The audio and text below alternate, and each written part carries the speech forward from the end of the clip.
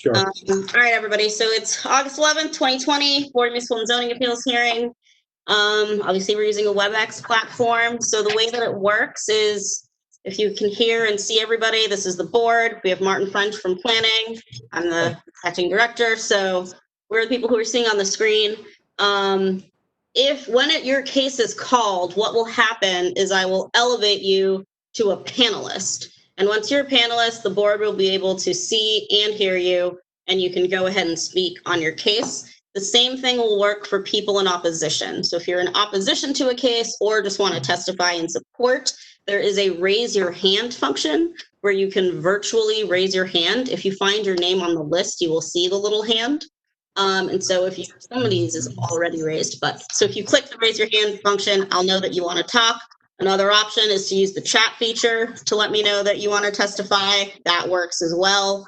People who are calling in, unfortunately, will not have that feature. So what I typically do is, after we've heard both sides, I will go through each caller and one at a time, and I will click on your name and unmute you, and you'll hear a beep. If you want to speak, that is your chance to do so. If you don't, remain silent, and I will move on to the next person. So that's how the WebEx part works. If you have any questions, use the chat feature. I will let people know the chat feature works a little better than the Q&A feature. So if you see both, I prefer you use the chat feature. It's a little easier. You can also call our office, 410-396-4301. There's someone in the office who you can talk to who can also help you if you're having difficulties. And then lastly, for virtual hearings, we have a rule where for 10 days after the case, if you were having just technical issues so weren't able to participate, then you can submit a letter or statement to the board, and the board will still vote at the end of today, but it will count basically as a reconsideration.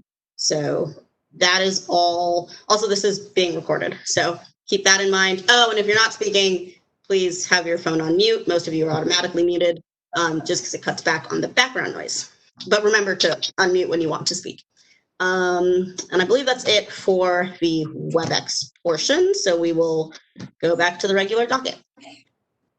Hey, thank you, Ms. Nadeau. Again, just some general ground rules and instructions. The board will vote on each case and make a decision at the end of the docket, unless for some reason we are still taking in information and we are awaiting some additions to the record. But generally, we will make a decision at the end of the docket. You're certainly free to stay on and hear that deliberation. Otherwise, you can call the BMZA office tomorrow morning after 9 a.m. That number is 410-396-4301. Again, 410-396-4301. In any event, you should receive your resolution in the mail within 30 days. We ask that you not do any work until your resolution is received, and of course, don't do any work in Baltimore City without pulling the proper permits. There are no postponements on this docket, although I think we had one request. I guess we'll take that up when we get to that matter. Is that fair, Ms. Nadeau? Should we do some? All right. And we also have no matters on the consent docket. I will also just state for the record that I myself am personally having some technical difficulties here, and my audio and video is tending to go out from time to time. So if you hear that this is becoming disjointed a bit, it's probably due to technical difficulties, and we'll just try to go through it as best we can. I'll also mention, I know that during this hearing session, we have at least a couple of matters that have some opposition, and we have a lot of parent participation. We would ask that you refrain from duplicating testimony and repeating certain things, and to the extent we are able to do so, we will help narrow the issues for you all so that we can distill the testimony down to what it is that the board needs to hear in order to render a proper decision. So with that, we'll go ahead and begin the regular docket. Calling the first case on the docket, 2019-264, 1502 Clipper Road, Tim Conder. This is a request to use the premises as a cafe with beer, wine, and liquor license. And I'll ask if we have any staff reports, any reports for this project. Thank you, Mr. Chairman. Martin French for the Baltimore City Planning Department. Planning Department reviewed this application last year, and at that time, the applicant was proposing to convert a warehouse and storage building to the cafe and restaurant with the license referenced.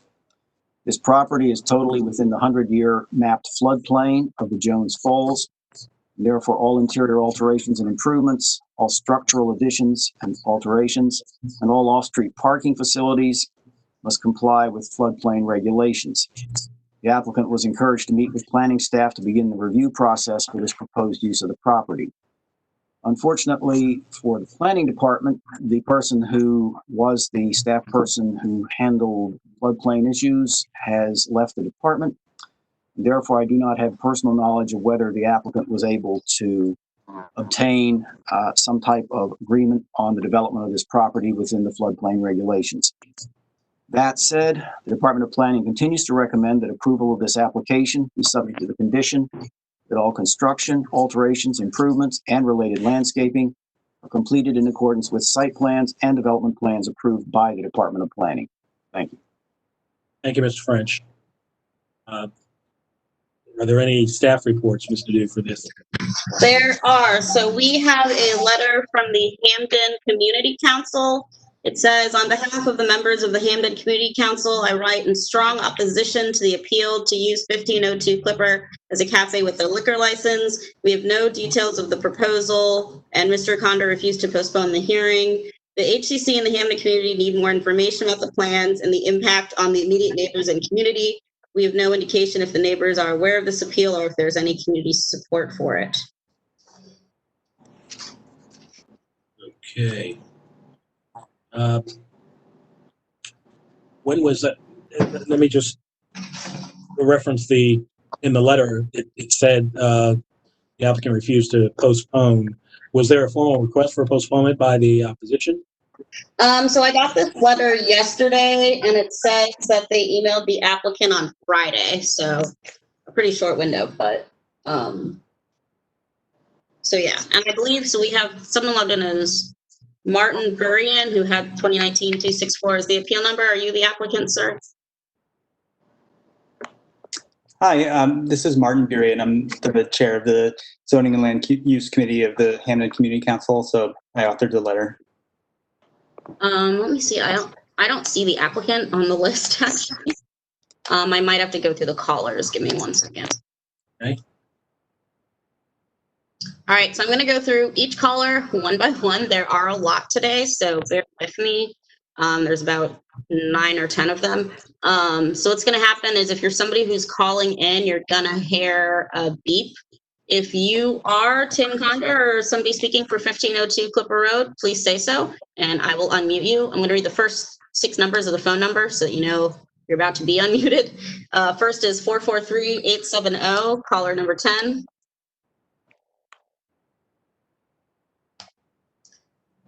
Next is 443-790, caller number 11. Tim Condor here. Okay, there we are. I'm going to, and you are unmuted, so you can go ahead and speak. Good afternoon, Standard.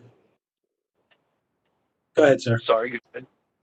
So we had presented several times over the last few years, and what we are really looking to do today is to get the updated zoning. I've got 2 neighbors on either side that have the mixed use zoning, and we're still zoned industrial. So really the matter at hand today, in my opinion, is that we are here to appeal the zoning to mixed use.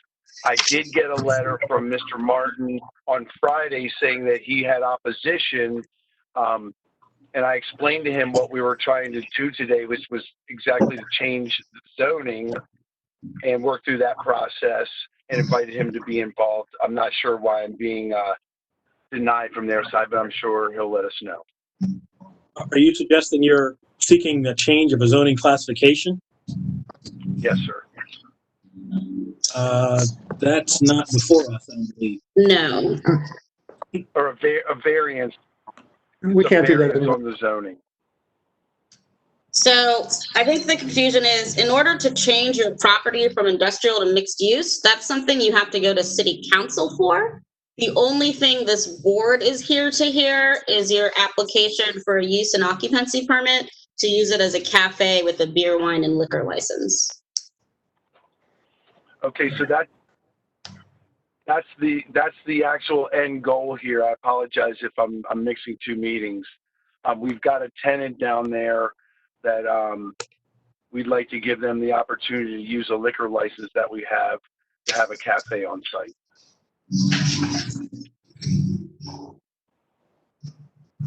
And you're seeking to do that within the current zoning classification? Or are you seeking to do that after you've changed the zoning, or after you've obtained a change in the zoning classification? We're seeking a variance to allow the dining. Okay. So yeah, the restaurant itself is a conditional use in the I-2, so that is a thing that the board can decide. So I guess if you could tell the board more about what the cafe is like, the liquor license, the hours, security, tell the board more about the use itself. Okay, sure. So the tenant that we have down is called So Botanical, and what they do is they make creams and disinfectants and everything that's natural. So the idea was to have a natural foods cafe and also to have the opportunity to have a small bar there that would serve distilled alcohol drinks as well. But the focus is on the natural products that they're producing down there. We would have the hours would basically be like 11 a.m. to 8 or 9 p.m. per their shop hours now. It would not be looking for extended hours at this point. Security-wise, we would have somebody on site to make sure that we were compliant, that people parked in the right spots. We've done a parking layout, and we have enough space for about 20 parking spots on site. When I applied for this variance in the past, we did canvass the neighborhood, and the neighborhood seemed supportive, other than they wanted to make sure that we weren't taking up their parking spaces and or making noise, which we have no plan on making noise. And we've done a decibel reading down there on multiple occasions. And even with music playing on the inside, which we don't plan to have live music, but we had loud music on the inside, 83 noise, traffic noise, presented louder on decibel readings than noise coming from the inside. As of right now, people come in, it's light manufacturing with a small retail component, and we intend to keep it of that similar nature. Okay. Mr. Condor, were you on to hear Mr. French's comments regarding whether or not how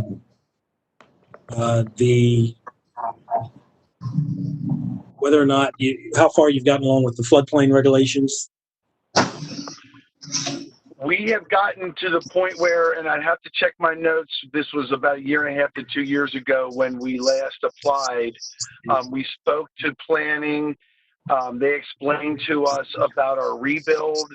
Our property is in the 100-year floodplain. The building is not.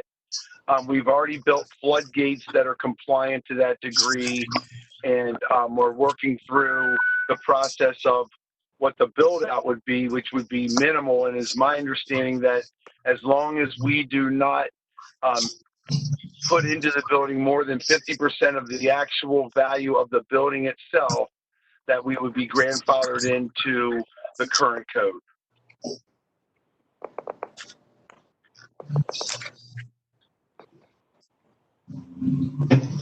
One question back to like the security and hours and such. Would you be serving alcohol the full, sorry, what were the proposed hours? The hours would start at approximately 11 a.m. daily and go till about 9 or 10 p.m. Alcohol would not be served. That's not intended to be a focus. It would be more from like a 4 p.m. till close. Okay. And what is the closing time? Chu? Say it again? The alcohol? Go ahead.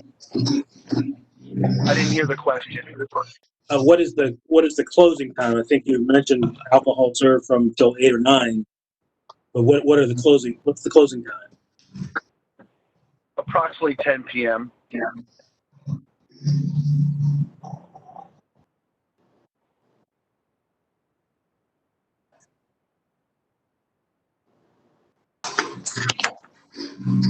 So that I'm clear, this is, I just looked the company up online. This is an apothecary, aromatherapy business, is that correct? It is. And so the use and occupancy is to add a restaurant or a cafe to it, and they're still going to run as an aromatherapy business as well? They are. Okay. This is a small add-on component to their current business. What days of the week would it be open? Right now, they're open 7 days a week, and I think our intention would be to follow suit with that, with the food and beverage component. What did the Hamden Community Council have to decide? So he's on the line, so if the appellant is done, we can let opposition testify. Okay, Mr. Condor, is there anything you want to add right now? You will have an opportunity to come back after we hear from the opposition, but anything you want to submit presently? I think I'm good for right now. Okay, very well.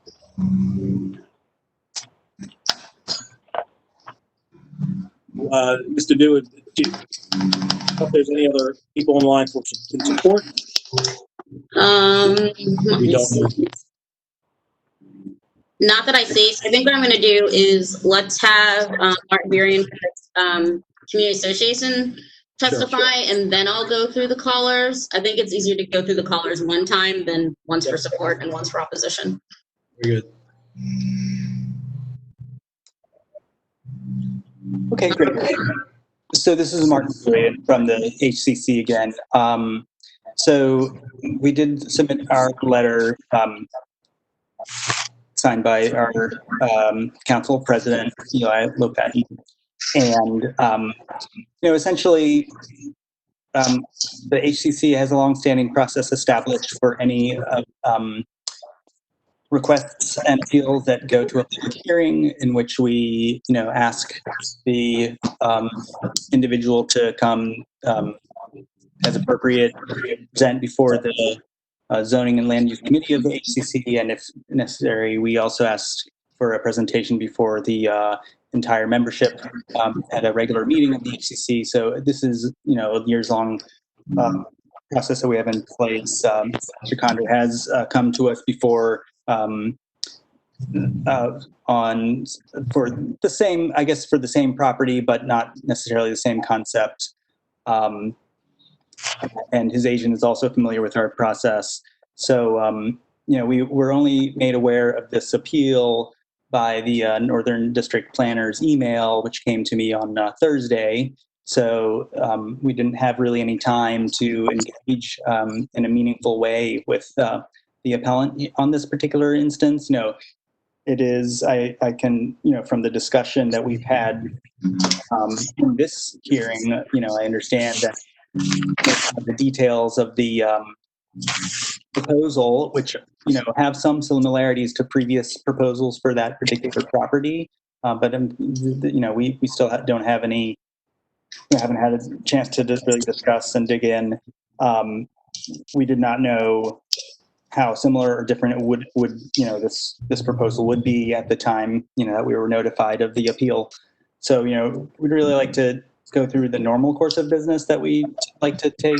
We are doing remote meetings of our community council, and there is an opportunity to present to the membership if that's in fact the direction we want to go in. It is a bit of a concern to me that this is a little different. I'll just say that this is a little different, learning from this hearing a little bit about the situation.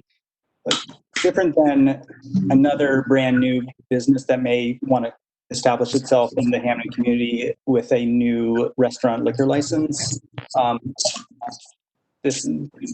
The appellant here is the owner of a license that I think he's going to plan to transfer to the premises there on Clipper Road. So it's a little bit of a different level of review and scrutiny, I think, for the actual liquor license itself. So then if it was a brand new one, and it's a little bit easier to not have to meet all the criteria of a brand new restaurant liquor license.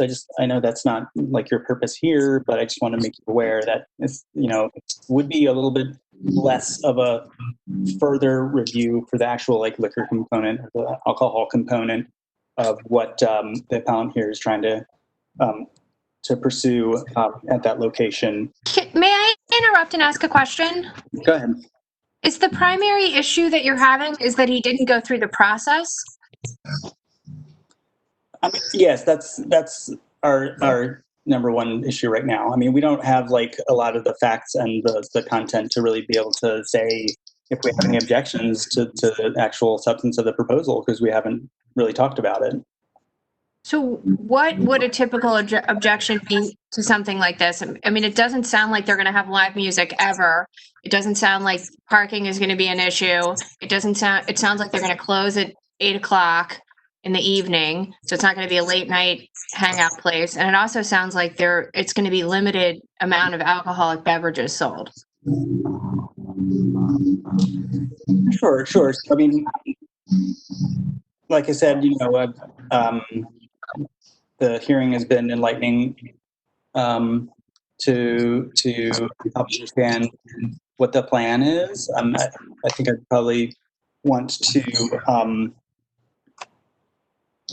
we typically have a little bit of evidence of support from the neighbors. It sounds like Mr. Condor canvassed the neighborhood on a previous proposal. Maybe, I don't know about this one at this time.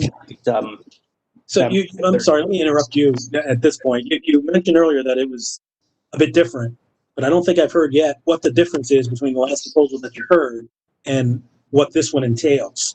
So tell me what's different about this proposal that you knew that you will all need to consider through whatever process you utilize, or that you could just discuss with us now. What is different about this proposal than the others that have been somewhat vetted through the community association?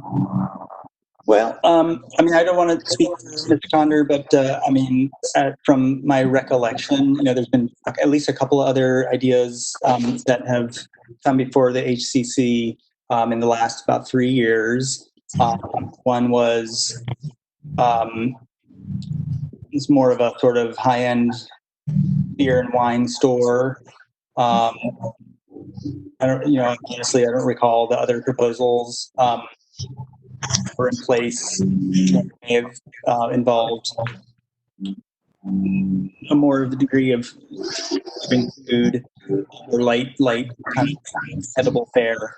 Okay, so it previously involved food. It previously involved food or dining of some sort and alcohol consumption of some sort. It was, as I said, more of a liquor, more of a sort of a boutique carry-out store. I do remember that. And this, of course, obviously, what's unique about this particular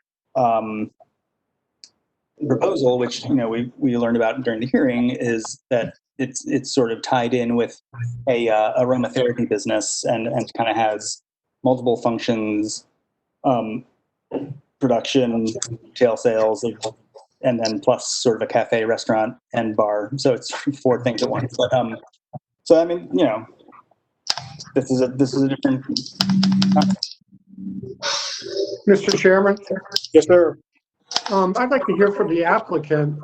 He obviously knows the neighborhood and the processes. I'd like to know why he hasn't met with them on this particular issue.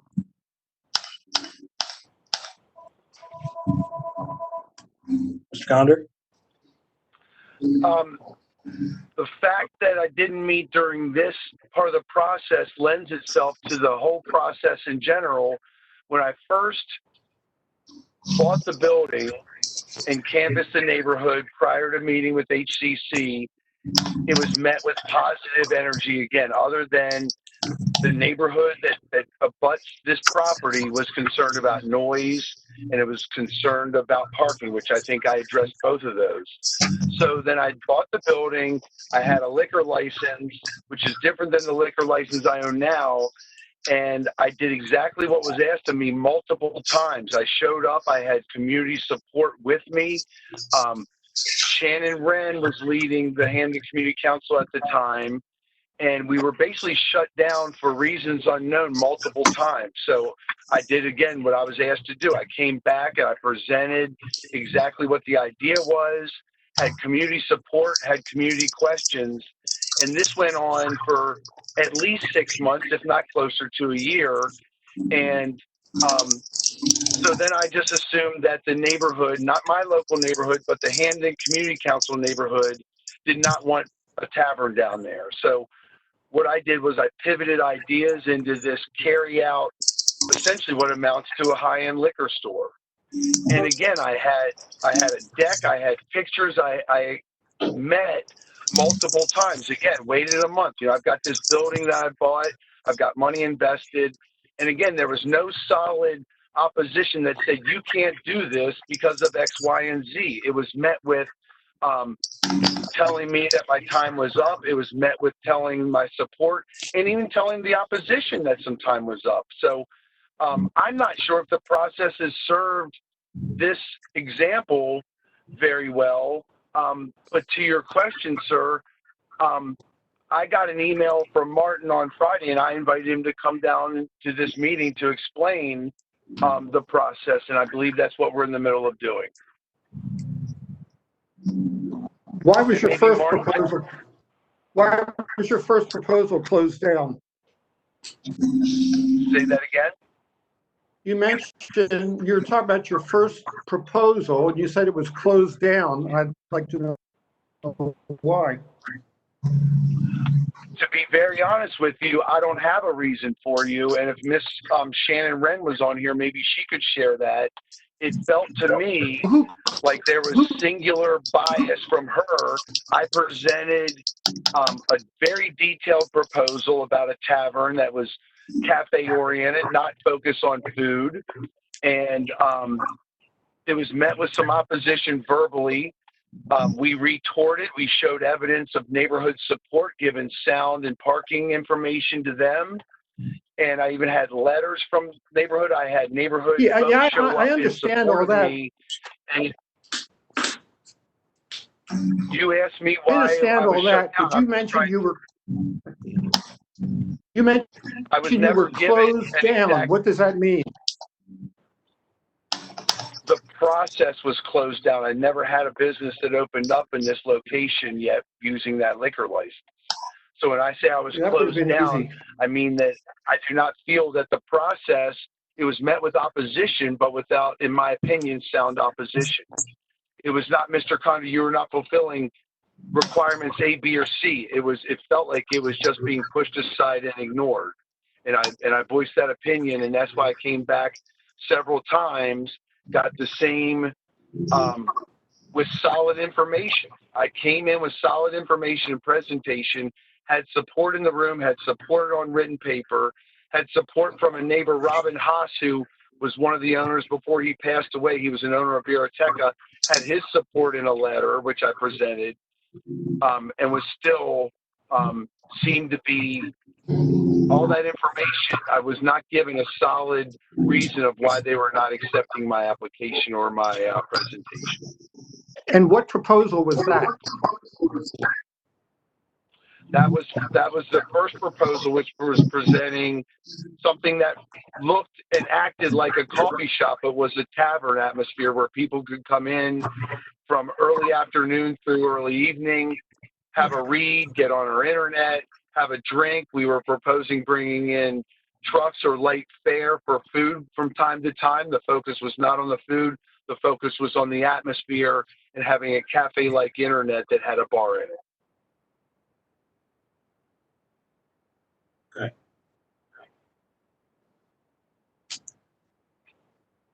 All right. Meeting. So, if it's okay with you, Mr. Chair, I'm going to go through the rest of the colony first to make sure none of them are here for this case. Let's do that, please. So call-in user 12, again, you'll hear us, for the call-in users, you're gonna hear a small beep. If you wanna speak, speak. If not, I'll move on to the next person. So call-in user 12, 518-312.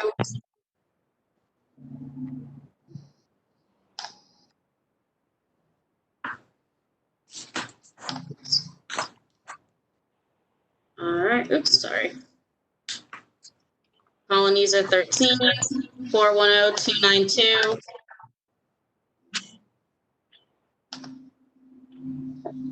User 14, 410-525.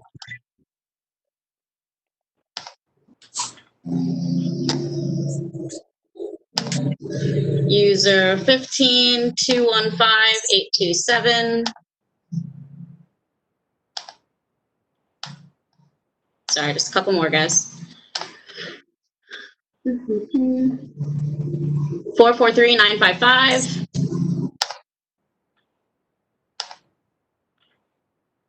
Four 410-227.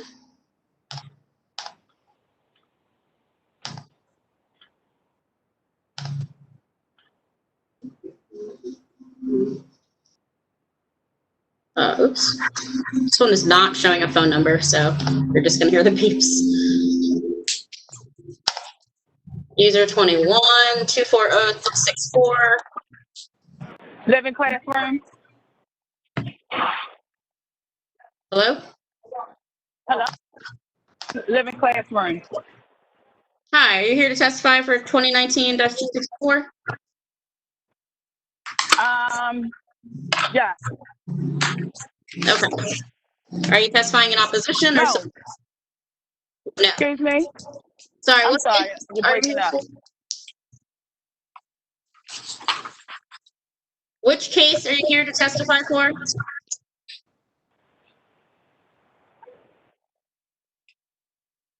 right, I think we lost her.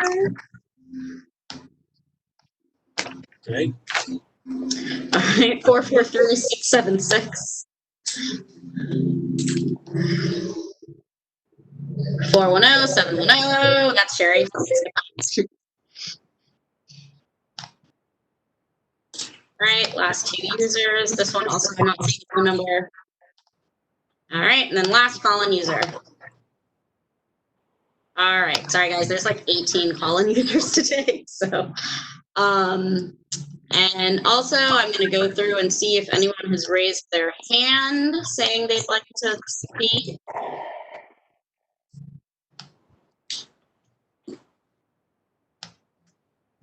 I'm not seeing any raised hands. Oh, Frank Yantoska, I'm unmuting you now. Asked to attend this by the attorney, Herbert Tripp. Oh, sorry. We are on a different case right now, but I will let you know when we get to that case. Oh, okay. Thank you. You're welcome. Okay, I think that's everybody, Mr. Chair. Okay.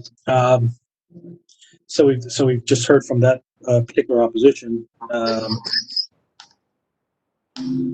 I guess we're back to Mr. Conder for any final words from you, sir.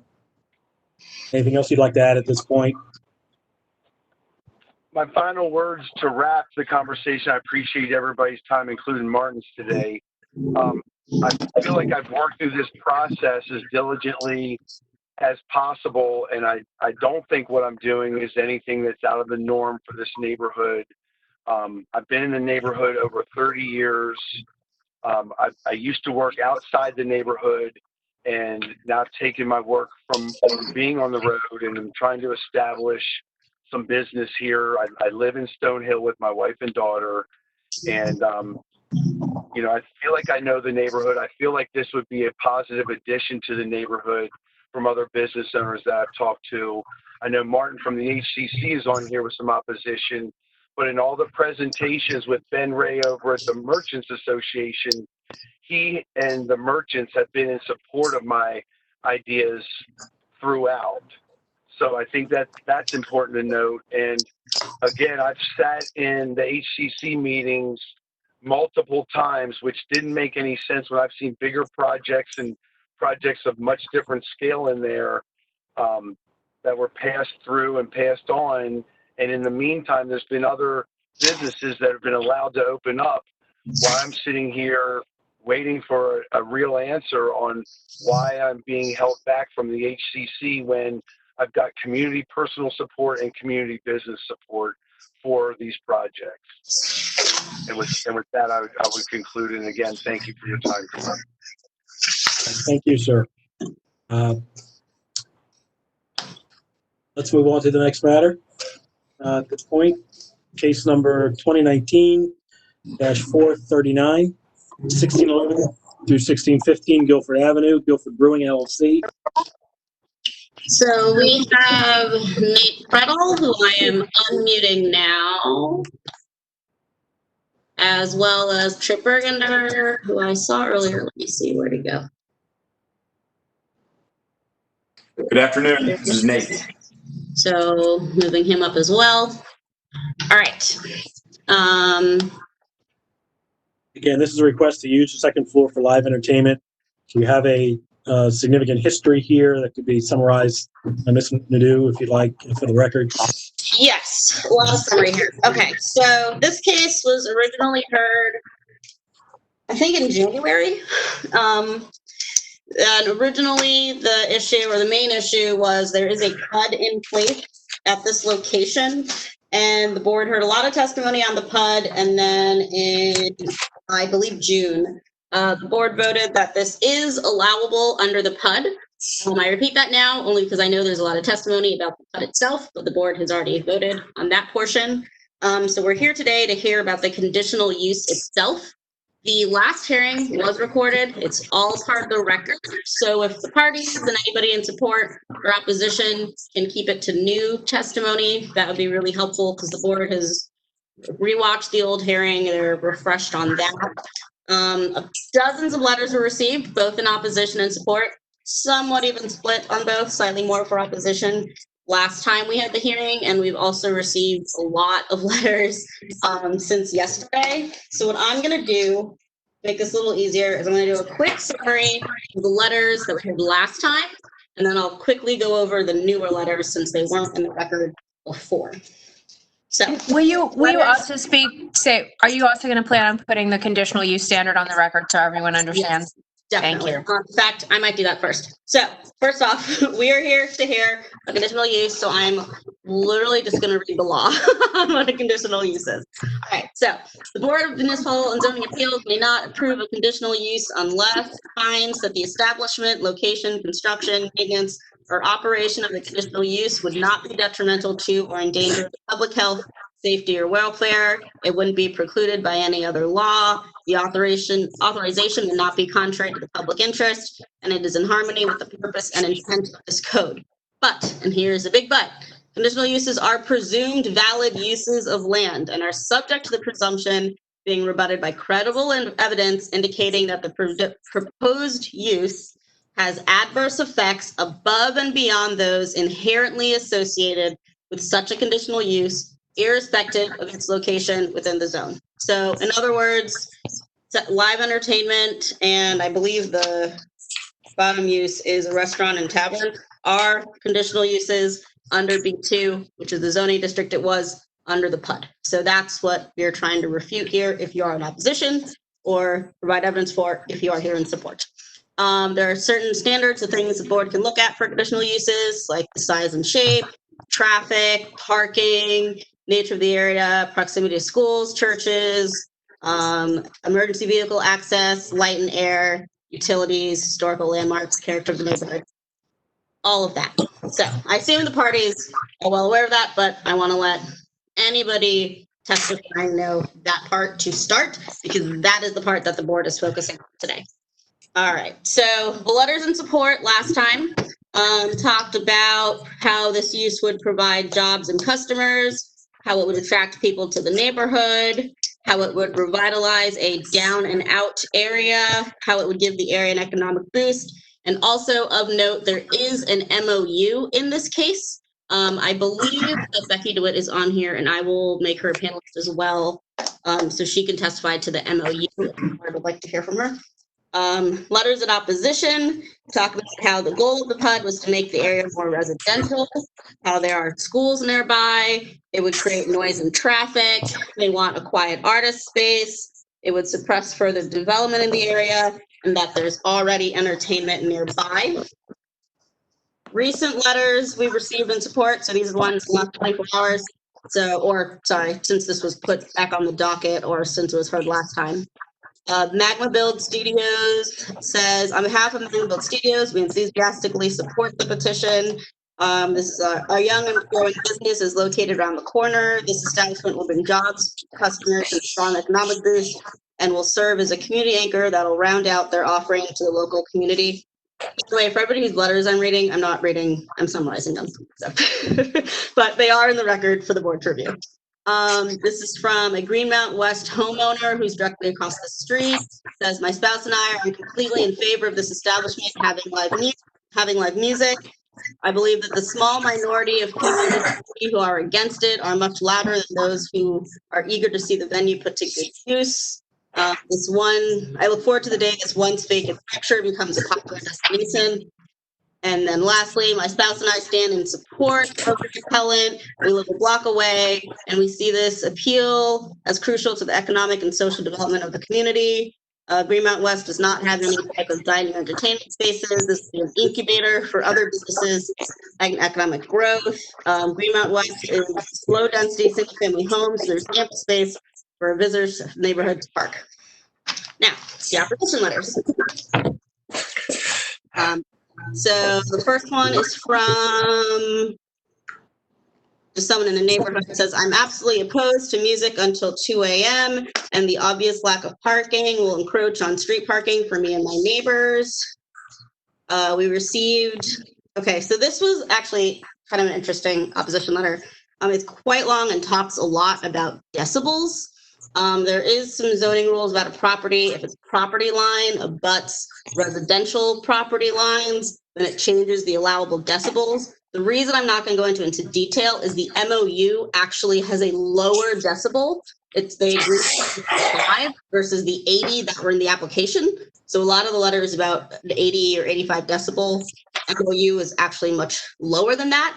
And likely that's the decibel rate the board would go with, which is a reminder that the board can set conditions on conditional uses, such as hours, number of occupants, noise volume, security, lighting, all those regular limits the board could put on there. So I was going to skip the part about decibels. They do say 1:30 a.m. is extremely late, especially on weeknights, to have loud noise directly next to homes. That while negotiations are ongoing for a nearby use of the parking lot, there's no detail concerning security. This resident shares an interior wall with the proposed venue.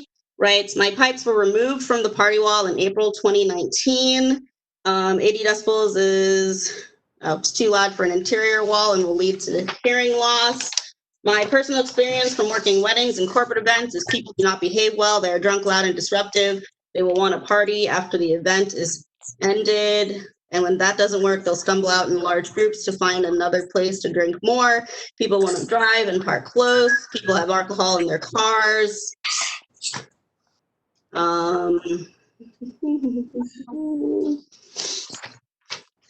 This one talks about how there's a public school across the street.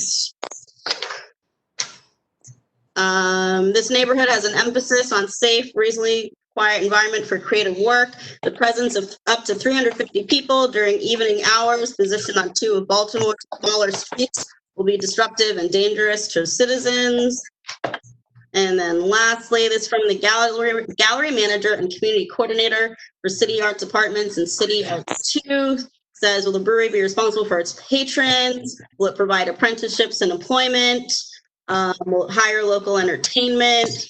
And more entertainment is unnecessary given the relation to other venues nearby and walking distance. Daytime alcohol consumption will produce traffic accidents, and there's a Montessori school across the street. So that is a summary of some of the letters, both for and against. Ms. Nadeau, would you sum up the City Arts letter as a letter opposed or a letter asking questions? It was a letter in opposition, that was phrased as questions. Who is the signatory on that? It is Quentin Gibo. Okay. Let me see. So I think, Mr. Chair, the easiest way to do this is to let the appellant speak. Oh, we might have lost him. All right, so I'll just say it. So we'll have the appellant speak, and then we'll have opposition speak. And then I'm gonna go through and do all the raised hands, the people who've chatted to talk, the people who've emailed to speak, and go through all the phone numbers and do all of that, and then have the appellant do rebuttal rather than going, because there's like 20 calling people, so rather than going through them twice. Does that work for everybody? That's fine. Keeping in mind that what the board is keenly interested in is why, if at all, the conditional use sought under the old code should not be allowed. Right. Do we have Mr. Pruitt on? Sorry, I have two more things. I do have the MOU if the board wants a summary of that. And also, I don't know, Martin, if the planning, I know you guys had a memo last time, so if you want to just leave it at that, that's fine. The MOU, I believe, Mr. Dew, you attached that as an email. Yes, so you should all have it.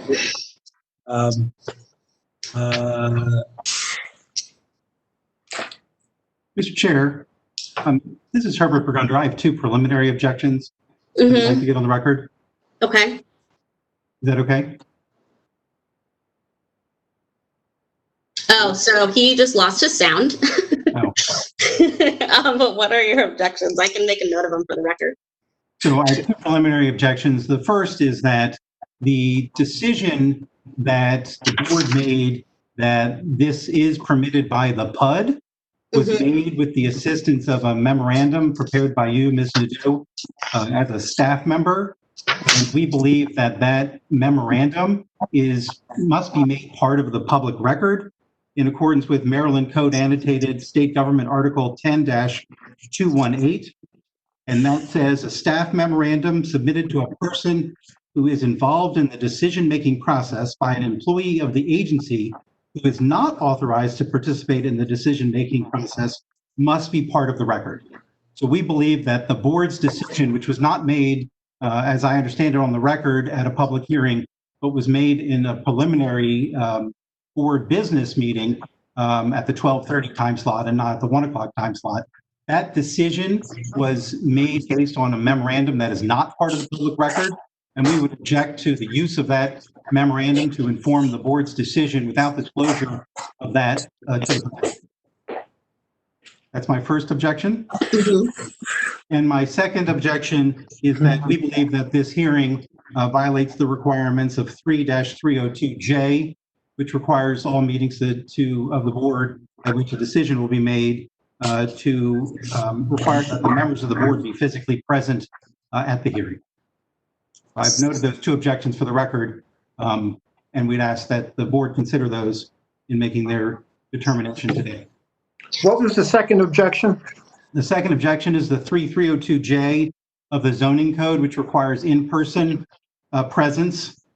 Well familiar with that change in the law that was made. It was made, frankly, as a result of a case that I was involved in many years ago where someone participated by telephone. But we don't believe that the law has been changed to modify that to permit these hearings. So it's for the record. I'm objecting to it just to preserve it for the record. Okay. Do you want, I can respond to those objections if you would like, or if the board would like, or we can just note them for the record. You know what? Why don't you note them for the record? Frankly, I would. If there's a initial response you'd like to make, let's have that for the There record. is. So please, Can I interject really quickly? Is Michelle not voting on this one because she wasn't there? correct. That's correct. So this is an issue I now have. One of my clients issued a letter in opposition, so I don't think I can vote either. I think I need to recuse. So we're down to only 3. Yep. Okay, so if we're down to 3, the way it works is either party can request another postponement. Although Thanks for that. Avery will have to stay recused if there's a letter in opposition, and then if I mean, the Michelle only is way to proceed would be for Michelle, for it to be heard again, or for Michelle to not recuse herself. to not recuse herself and watch the video. Yeah. Since we're, Well, if we didn't have Avery or Michelle, we have Sabrina, Normally- myself, and Bill, and then we're Mhm. on the unanimous vote rule. we could bring back one of the subs, Frank or Jay.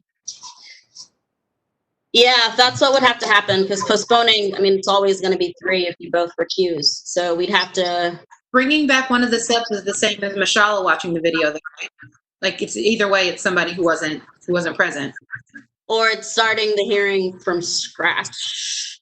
So not incorporating everything from last time. I'm sorry, guys.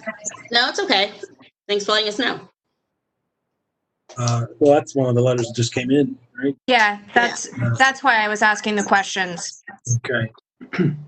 All right. I'll watch the video and take copious notes so that I can participate. That's not a problem.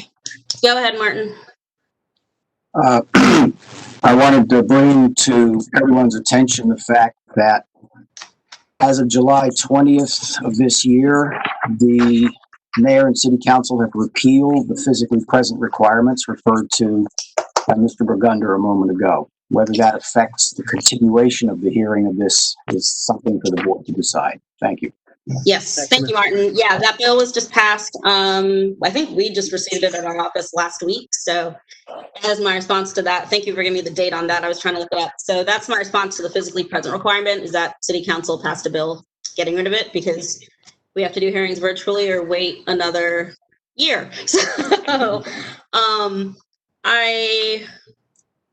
So if Michelle is willing to watch the video, we can proceed with the hearing today, and then the 4 remaining board members can vote after next time at the next general meeting when Mashallah has watched the prior video. Does that work for everyone?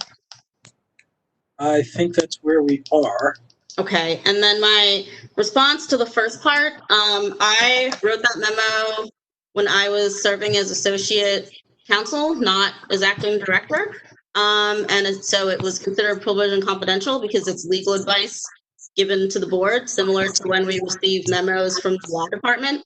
So that's the response to that portion. The board did deliberate on it and vote on it in a public hearing. The general meetings are under the Open Meetings Act.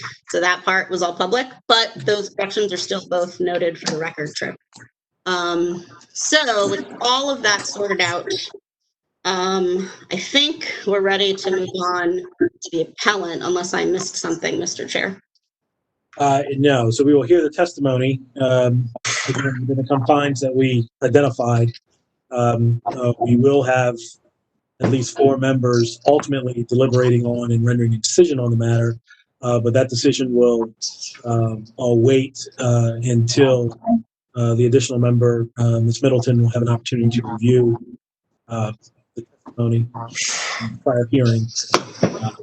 Then we will effectively delay the deliberations until that has occurred. But we can hear the remaining testimony now. So who do we have, Mr. Pretto? Yes, good afternoon, Mr. Chairman, Ms. Nadeau, members of the board. Thank you for your time. I do have one preliminary question based on this.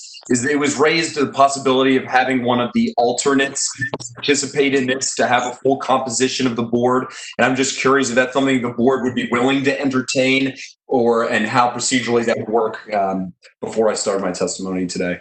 So we only bring in alternates if we need to meet that 4. Okay.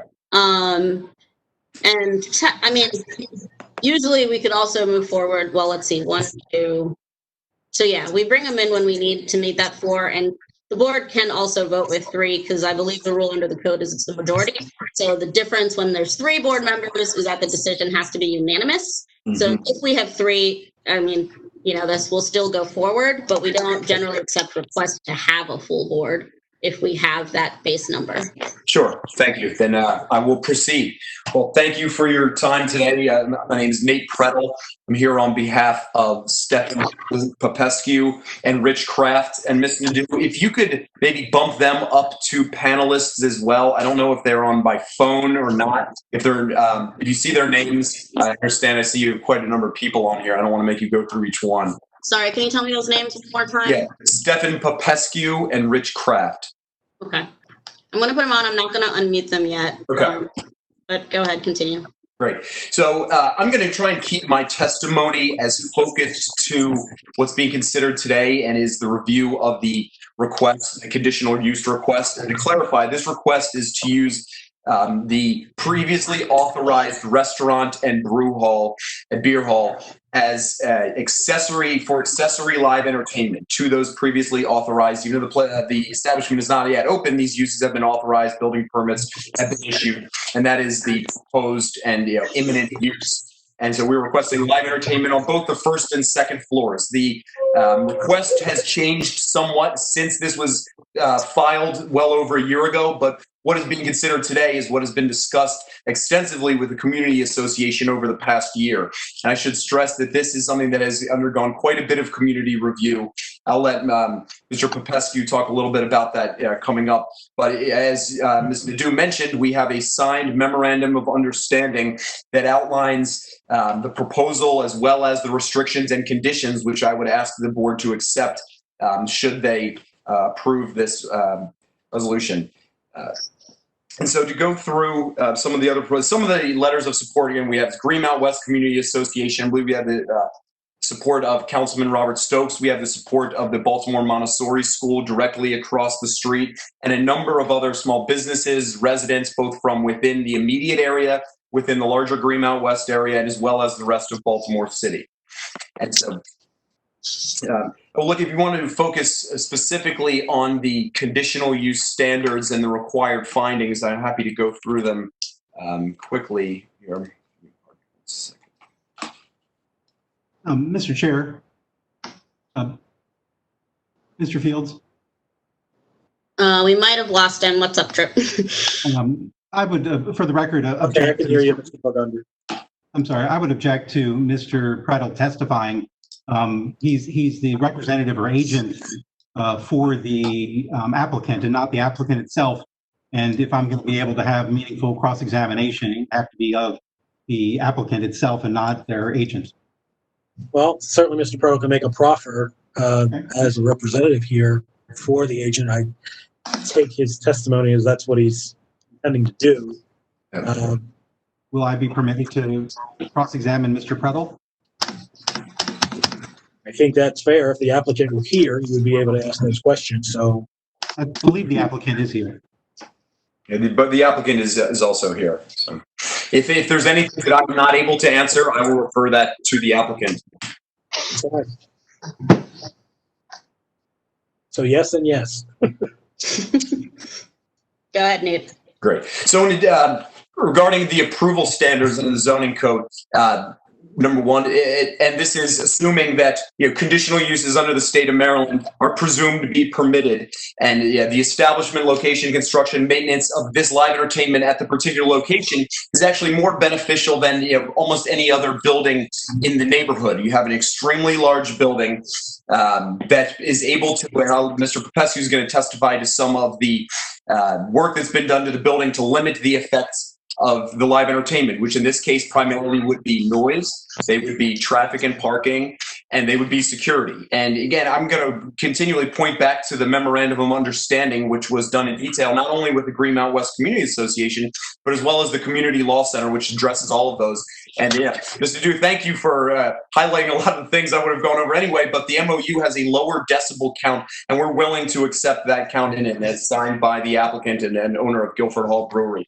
So I would make sure that's on the record and stand by both in terms of the security plan and the noise aspect. There's been a lot of modifications made to this historic structure that will reduce the impact outside of the buildings. And to be clear, I just received a legal memo from the opposition's counsel, at the start of this hearing, which goes over several aspects. And just to be clear, this is not a request for live entertainment as a principal use. This is as an accessory use to the previously authorized beer hall and restaurant. And there's talk about a banquet hall. This is not a banquet hall. Again, this is not for independent weddings. This is solely accessory to the prior authorized use. And at this point, one of the main points of interest has been parking. They say we have an agreement to provide 16 spaces in the Baltimore Montessori School across the street, as well as a number of spaces on other lots within walking distance. And if you could maybe unmute Mr. Popescu, I'd like him to talk a little bit about both his operation in detail as well as the off-street parking that can be provided. Let me see. Mr. Popescu, you are unmuted.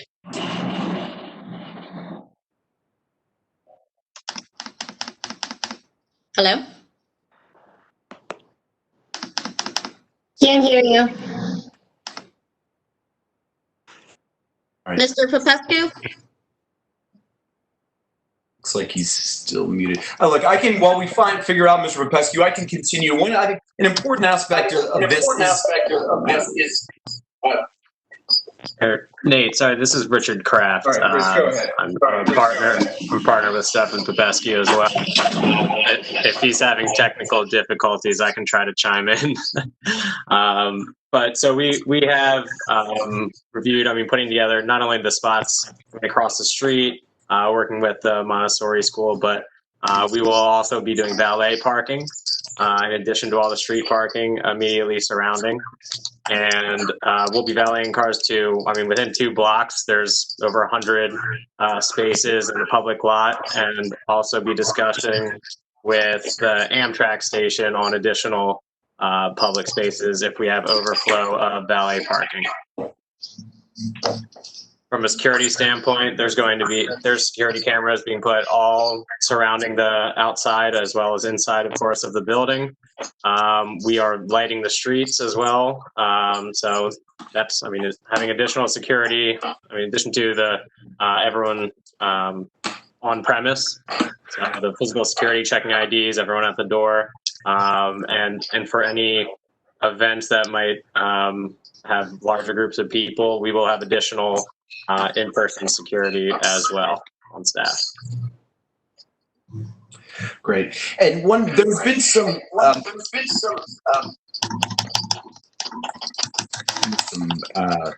echo. Can everyone hear me? There is an echo, but we can mostly hear you. Okay.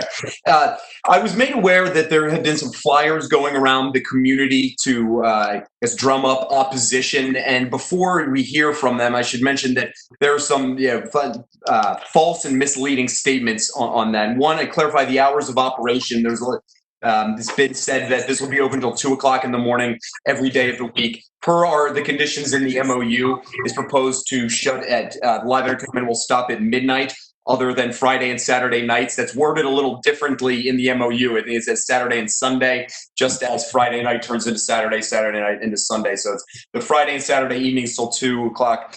The rest of the week, it'll be until midnight. And also, there's this flyer that has been going around, mentions that this is not permitted under the PUD per the zoning board's decision prior to this. We know that's not true.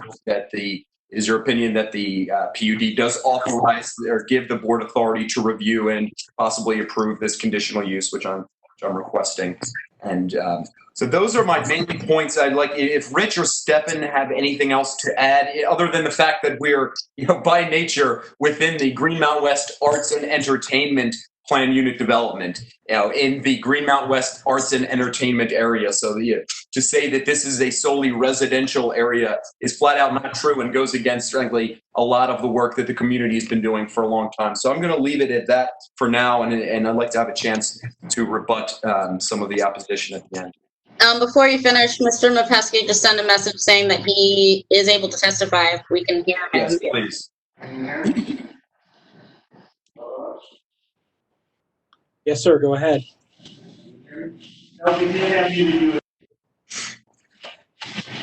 Hello? Stefan? Hello, can you hear me? Yes, sir. All right. Seems that they unmuted the other computer in the office. Apologize for that. Yeah, so just adding to what Nate said, we've actually worked with the community for a very long time throughout this process. We worked with different parking plans in the area, as well as security. We'll have full-time security on site, as well as throughout the building and the perimeter. We have other properties that we use the same security company for, and we work closely with BPD anytime they need security footage. We do our best to keep the area safe, especially any buildings that we have interest in.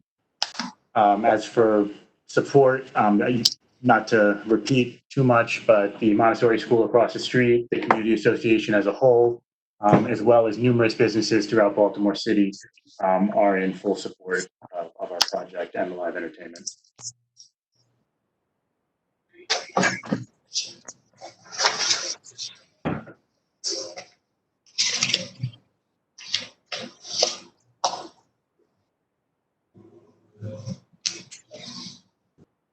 Sorry, Mr. Dew, my audio went out. Okay. Mr. Popescu concluded his testimony at this point. Yeah, if Nate's all set, then we are gonna move it to Trips. If I'd like to provide I'd like to cross-examine Mr. Popescu, or I'm not sure which. This is a little bit unusual. Typically, in an adversary proceeding such as this, you get to cross-examine one witness at a time who spoke, and in this case, witnesses spoke about different aspects of it. Mr. Fields, would you prefer that I'd like to address my questions to Mr. Popescu as an applicant. If that's what you'd like to do, then yeah, you can address them to Mr. Popescu. Okay. Mr. Popescu, can you hear me? I can. Okay. And Ms. Nadeau, if I could share my screen? You can. Give me a second. See if I remember how to do this. Did it last time. I believe I have to make you a presenter.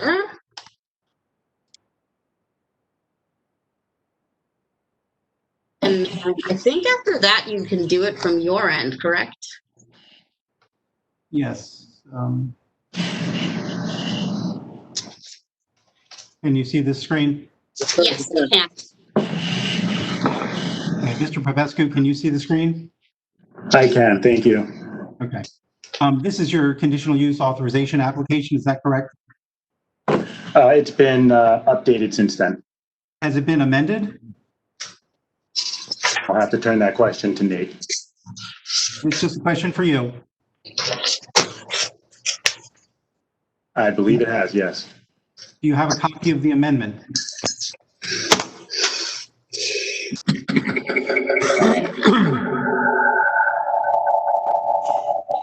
I do not personally have a copy on me now, no. Okay.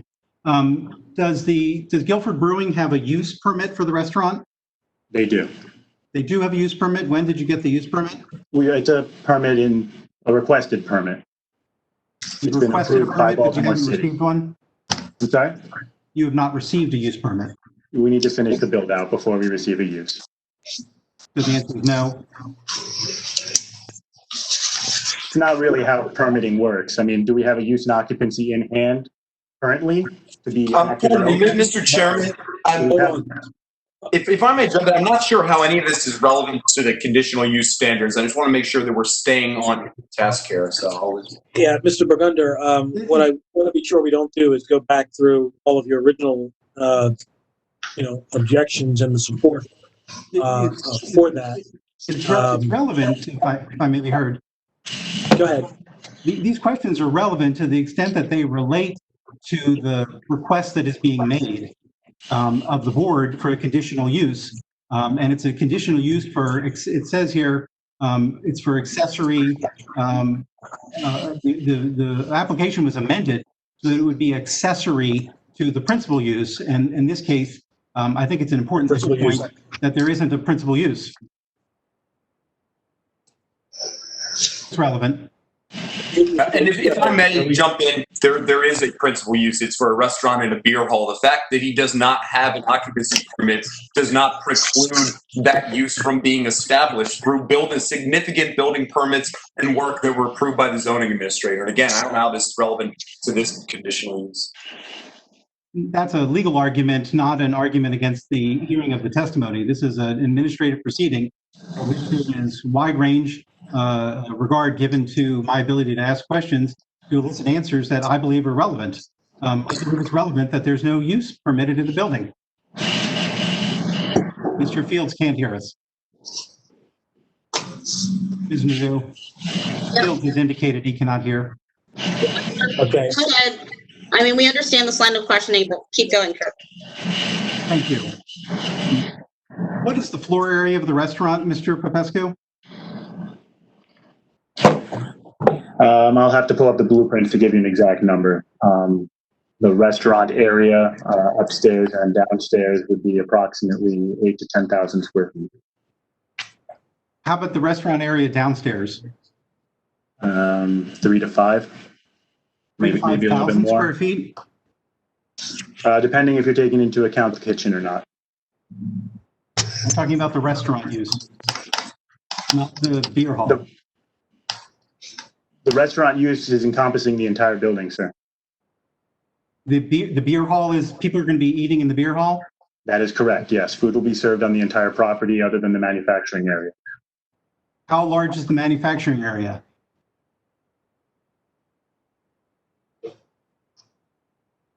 $5,000 square feet, maybe? So the manufacturing area is 5,000 square feet, and you said that the entire floor area of the restaurant is 3,000 to 5,000? Again, I mean, I'm happy to pull up the blueprints and go through this. They're all on file with the city. I'm asking you questions to elicit information that relates to the conditional use and the information that the board needs to understand how many people are going to come to this place. And if you don't know the square footage, then it makes it very hard for the board to have information necessary to approve anything if you don't know the information that would determine how many people can be in the building. So the amount of people that are allowed to be in the building will be decided by the fire marshal at the end of the process here. That has not been given to us. For the restaurant? The capacity will not be given to us until we have our final fire inspection. Our fire inspection will be based on the finished product of the area and to his discretion of the fire marshal. I'm going to draw your attention to questions 10 and 11 on the application that's on the screen. Mr. Popescu, can you see that?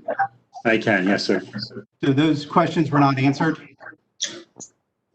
Correct. And as the board mentioned on the last hearing, these questions are usually not answered for projects that are going through the construction phase until we know that we can receive the live entertainment allowance. We will not be able to have our full capacity be driven, since the calculation is based on live entertainment, restaurant use, etc.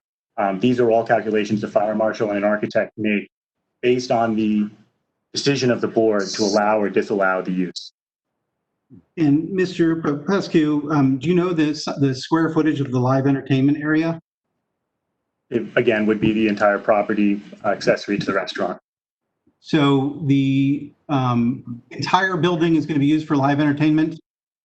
The first and second floor of the main building will be used for live entertainment, as well as the restaurant use. In that area, you'll also have bathrooms, kitchens, hallways, staircases, elevator, storage. And is that an amendment from the application that is before the board today? I don't understand your question, sir. Is the application, was it for just the second floor used for live entertainment? Again, it was amended for the first and second floor, as Nate mentioned at the beginning of the hearing.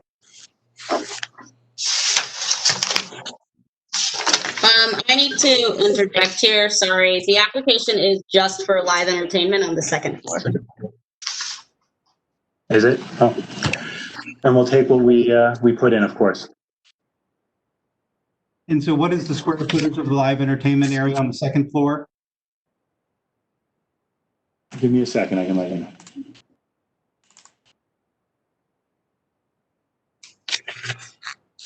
Thirty-two. 3,140 square feet. 3,140 square feet. There you go. And what was the size of the area on the first floor for the restaurant?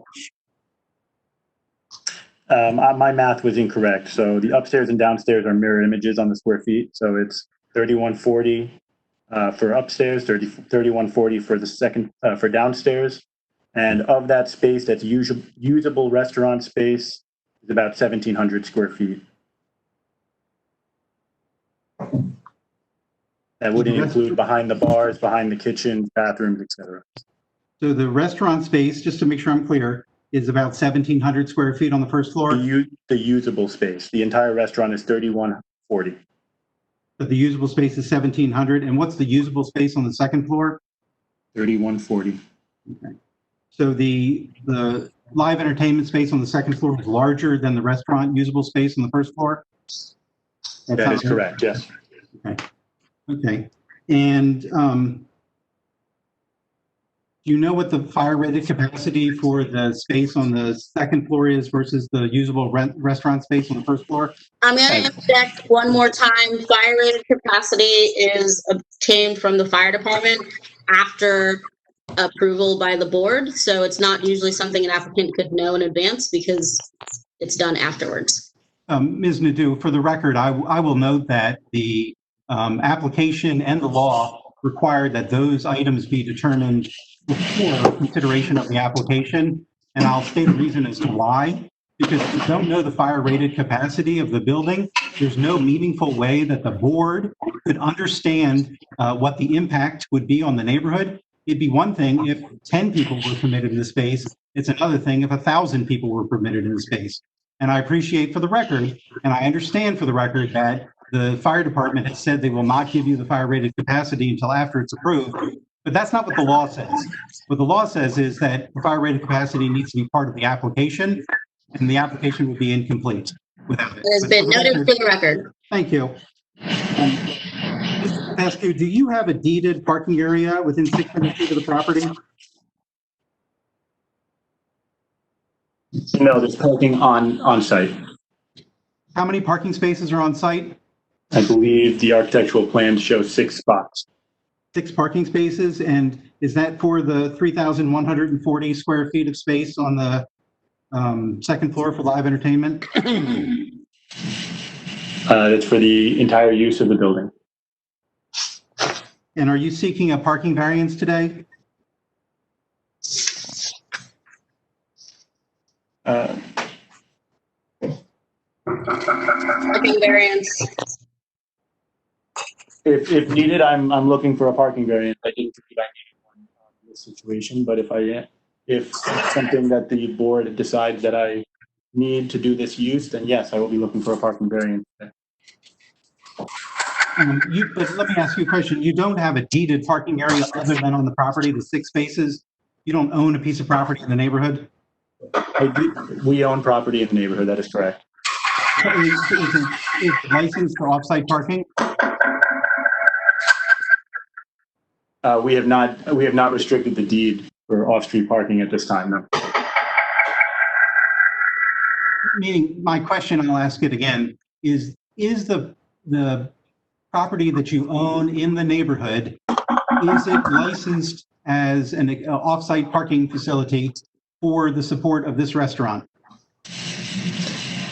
No, it is not. And that is not where the 6 parking spots are coming from. Okay.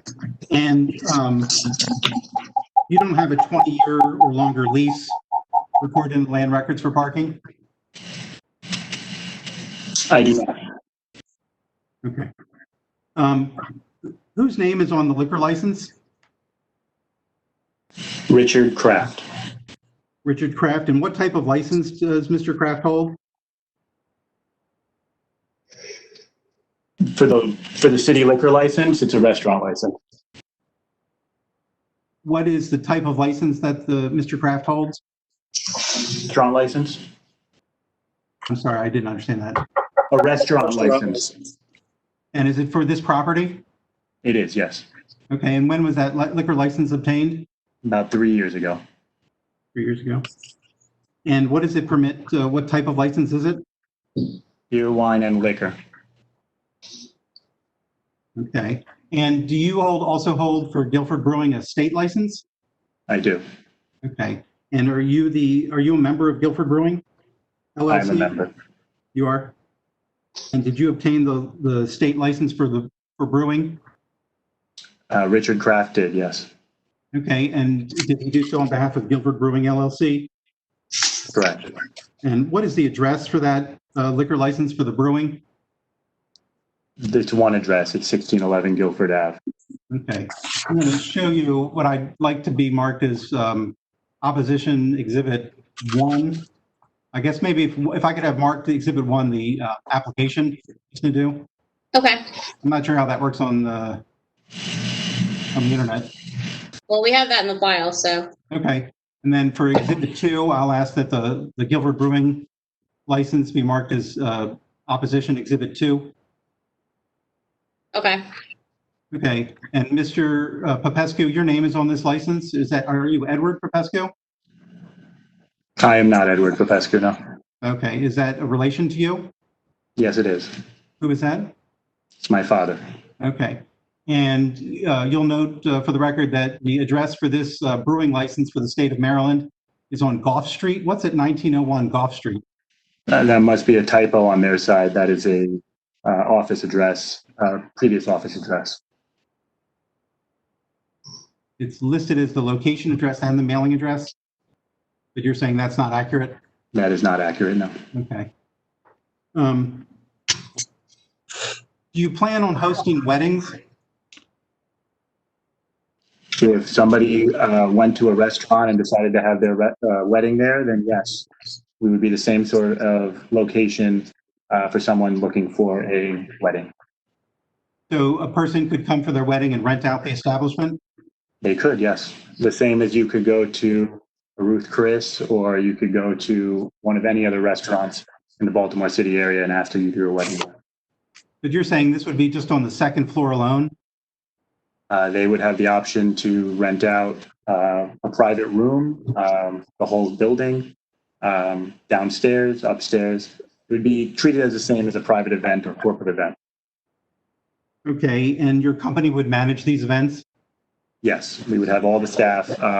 We were looking to hire anywhere between 20 and 30 jobs, full-time jobs in the area, as well as probably 20 to 30 more part-time jobs in the next coming years. And for when they rent out the facility, they would have the exclusive use of the facility? They would have the exclusive use of whatever part they would want to pay for. The same again as going to a hotel and renting out their restaurant or any other restaurant that does weddings. So if somebody wanted to come in and just rent the second floor, you would be able to do so and make it exclusive? We would do our best, yes. Okay, and your company would manage these events? Yes. And you would provide all the food and drink for the events? We would, yes. And would the general public be admitted to these events, or would they be private? If they rented out the entire building, it would be private. If they rented out just the upstairs or a private room, the public would be allowed in the other areas. Okay. And will dancing be permitted? Yes. Okay. And are the floor plan that you submitted, is there are there dimensions for the dance floor? I don't believe so, but it would be the upstairs area depending on how we would set up the room. So it wouldn't be a specific area only pertinent to dancing. So dancing could take place in any of the 3,140 square feet? That is correct. Okay. And draw your attention to questions 12 and 13. Just to be clear, this is a restaurant, not a wedding venue. Okay, but you said that you could rent out the second floor for a wedding. Yes, but there are certain businesses out there that are specific only for wedding venues. We're a restaurant. Okay. And Question 12 said, did you attach a floor plan of the establishment generally in the form and with the detail that the Board of Municipal and Zoning Appeals requires? You answered yes. Yes. And you stand by that? I sent them the entire blueprints for the entire project. And the question 13, did you attach a floor plan of the live entertainment and dancing venue within the establishment in the form required by the VMCA? I did my best, and I'm answering to be more specific that the entire second floor would be used. No specific layout for tables was generated for upstairs. The questions 14B were not answered. Is that correct?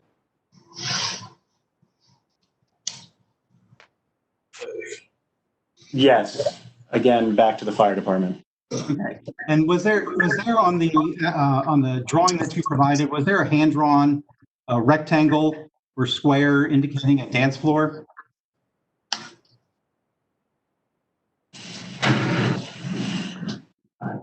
I'm sorry, you're asking if I drew the dance floor? Was there a hand-drawn rectangle on the application indicating a dance floor? I believe so. I'm not sure. I'm going to ask you a couple questions about the neighborhood.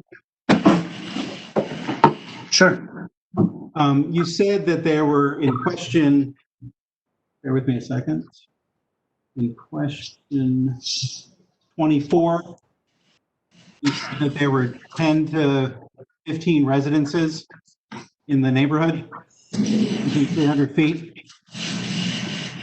Yeah, I believe I was being generous. You believe you were being generous? Correct. So you think there are fewer than 10 to 15?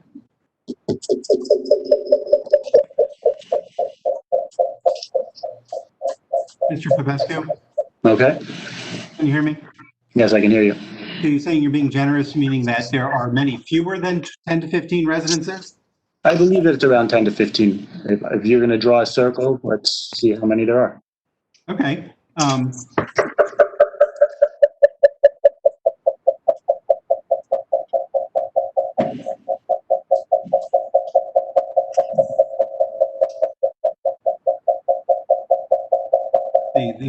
Is this the edge of your building? That's where the manufacturing takes place. The restaurant will be the first to start there. Yep.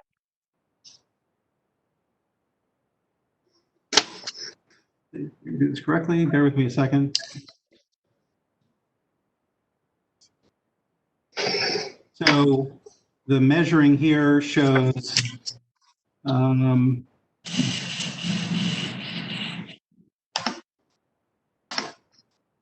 this is 300 feet.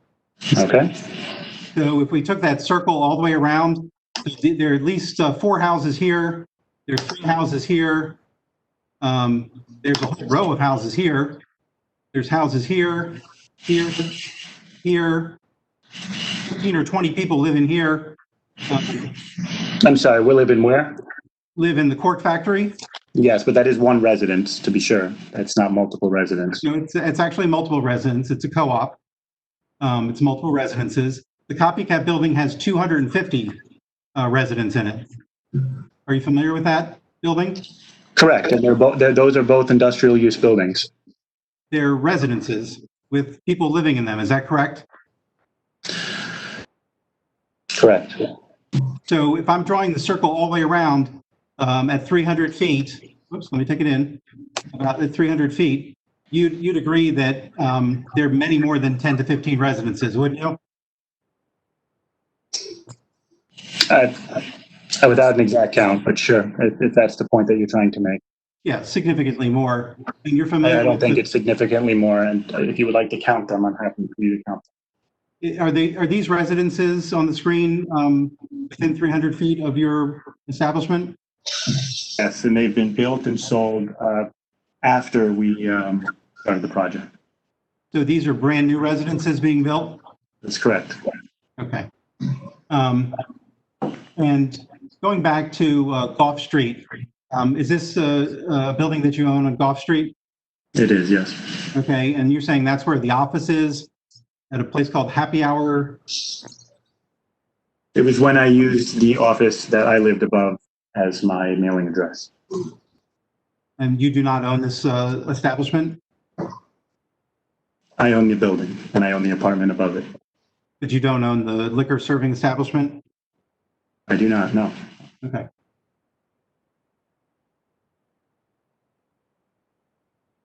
And you said that give the details on what you believe to be the potential effect of your proposed use on these areas. So it talks about schools, religious institutions, parks, and the number of residences on the same block or within 300 feet. There is no designation of what the impact would be. Is that correct? We've had discussions with the school across the street. We've come to an understanding of delivery hours, our operational hours based on their pickup and drop off, as well as the community as a whole for parking and security. And have you had those same conversations with the people who live in the cork factory? I have multiple times. They were actually at the community meetings. They've been a part of this situation since day one. And have they been opposed to it since day one? They have, yes, from my best understanding, they have been opposed to everything we have done in that building. Is this photograph, if I could have this marked as Exhibit 3? Is this your building on the left-hand side? It is, yes. And is this the cork factory building? It is, yes. Okay, and they share a party wall, is that correct? That's correct. Okay, and this is the balance of your building, but this is where the live entertainment use would be on the second floor. Is that correct? Yes. So on the second floor, we took the liberty to put a hallway between that shared wall. We've also put soundproofing material in the walls, as well as double 5/8 throughout. The small catering kitchen, as well as a bar, so that we're able to keep hot food, so we're not running it back and forth from the downstairs main kitchen, will be there, as well as the bathrooms. And then you'll be entering into the area that would be, quote unquote, the live entertainment area. We've done our best to soundproof the area so that they will have as minimal effect from the sound. We've also replaced all our windows with double pane windows that should keep the majority of the sound within the building. If you were able to hear it outside, as agreed upon with the MOU, it would be the decibel level agreed upon, but honestly, I believe it will be way below that. And you're willing to commit that it would be way lower? I believe, but the decibel sound that we agreed to, I will definitely not exceed. Have you had conversations with Ms. Ferreira or any of the residents who live immediately adjacent to your building? I personally have not. My construction crew has, when doing pro bono work for her to help her remove some pipes from the ceiling that were on the shared party wall. We did the work, we cleaned up her property. She, my understanding, was very happy with the work that we did. Okay, but you haven't had any conversations with her about the sound? No, I've actually invited the cork factory multiple times to have discussions about it. Their answer was, we'll see you in court, pretty much. Okay. You didn't put any, there's no detail in your application with regard to the impact on local churches.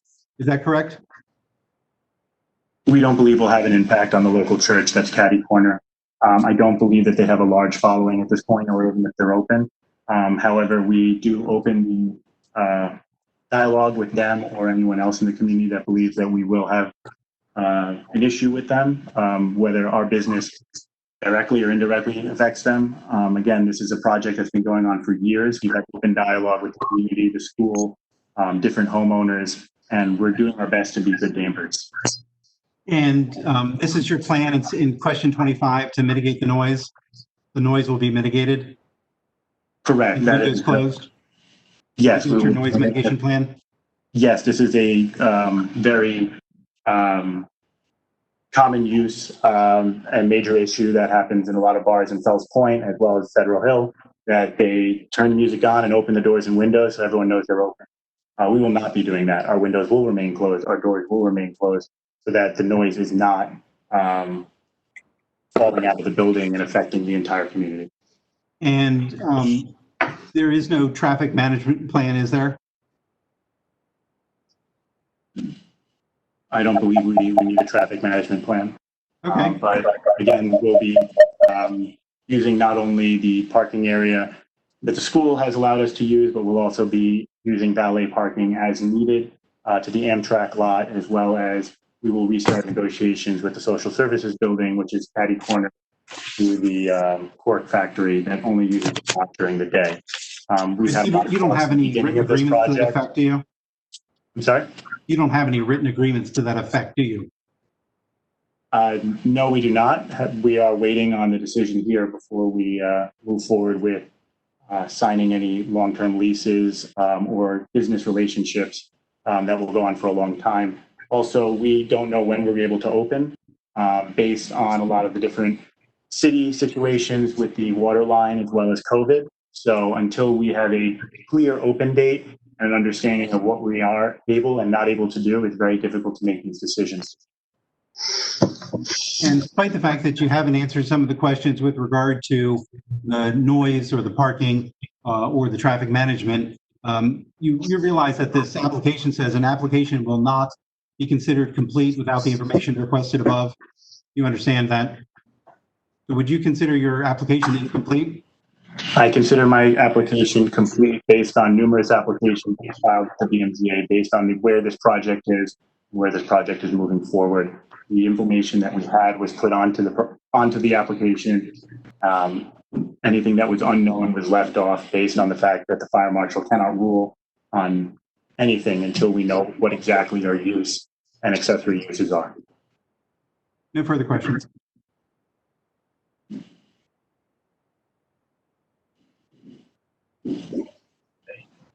So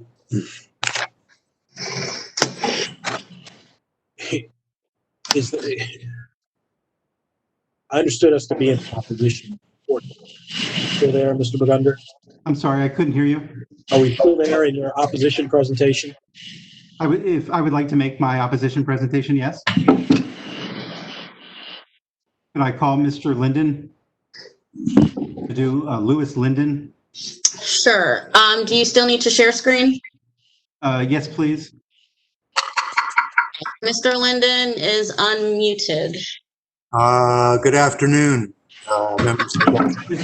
Mr. Linden, if you could state your, Mr. Yantoska, I think could you mute Mr. Yantoska? Because I think we're getting some feedback from him. Yep. Thank you. Mr. Linden, can you hear me? Yes, I can hear you. Okay. Can you state your name and your address for the record, please? My name is Lewis F. Linden. I live at 1601 Guilford Avenue in Baltimore, Maryland, in the cork factory. Is this the cork factory? Yes, sir. Okay. And how many people live in the cork factory? There are actually 9 people who live here full time, and then a number of people who have studios here. In studios for the creation of art? That's correct. Okay. And how long have you lived in this building? I have lived in the building 12 years. My wife and I have been members of the LLC that owns the building for 14 years. And in that 14 years, I've been the building manager. Okay. And so you're familiar with the building and how it's used? Yes, sir. And is this building immediately adjacent and shares a party wall with the property at issue today? Mr. Burgunder, I just want to interject for a moment. I believe we heard from Mr. Linden at the last hearing, and as the board said, they've incorporated all of that testimony, so I'm hoping we're not going to hear the same questions, if you please. We're not going to. We're going to hear questions related to the issue at hand, which is the conditional use. Thank you. Mr. Linden, is this the building that shares a party wall? Yes, yes, that's the industrial role space. I'm sorry, say it again? That is the space that was occupied since 1929 by Industrial Roll. They were the previous owners. Okay. And in more recent years, who occupied the space in the building? Raoul Middleman was the tenant on the second floor. Industrial Roll had the building until they moved to Baltimore County, and several years subsequent to that, Mr. Popescu bought the building. Okay. And you're familiar with sounds that emanate from this building when it was Industrial Roll? Oh, very. Can you describe the sounds that would come into your building from Industrial Roll building?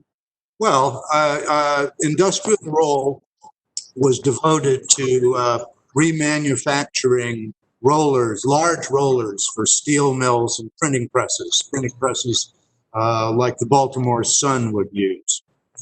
So trucks would come along, stop, forklifts would pick up the rollers off the truck and take them back into the lot. We would, of course, hear all of them moving these multi-ton rolls around. They had lathes in there. They had an autoclave, all manner of machinery. There was a lot of smells because many of the rollers were coated, and the coatings required that the rollers be heated. There was a lot of noise. It was an industrial space, what you would expect from a place that remanufactures items that are 14 feet long and weigh 3 tons. And with regard to the proposed use, why is it that this location is especially bad for the live entertainment use?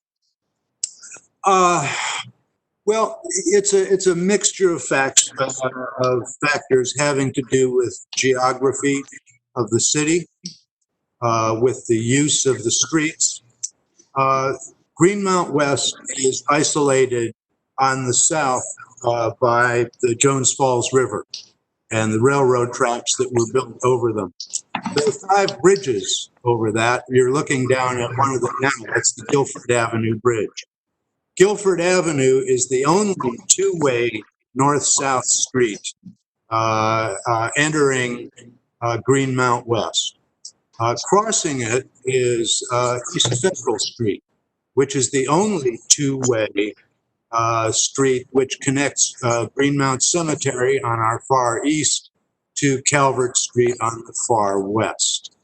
All of the other bridges and their attendant streets are approximately 10 to 15% wider than Guilford Avenue.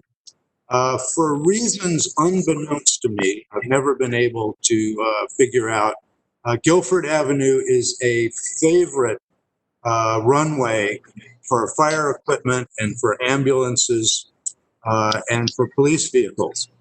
And to a lesser extent, East Federal Street is as well. There's parking, as you can see, on both sides of Guilford Avenue and both sides of Federal Street.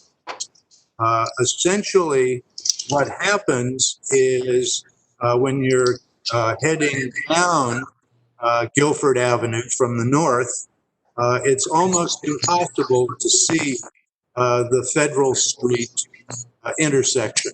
If you'll hold it right there for a moment, just there.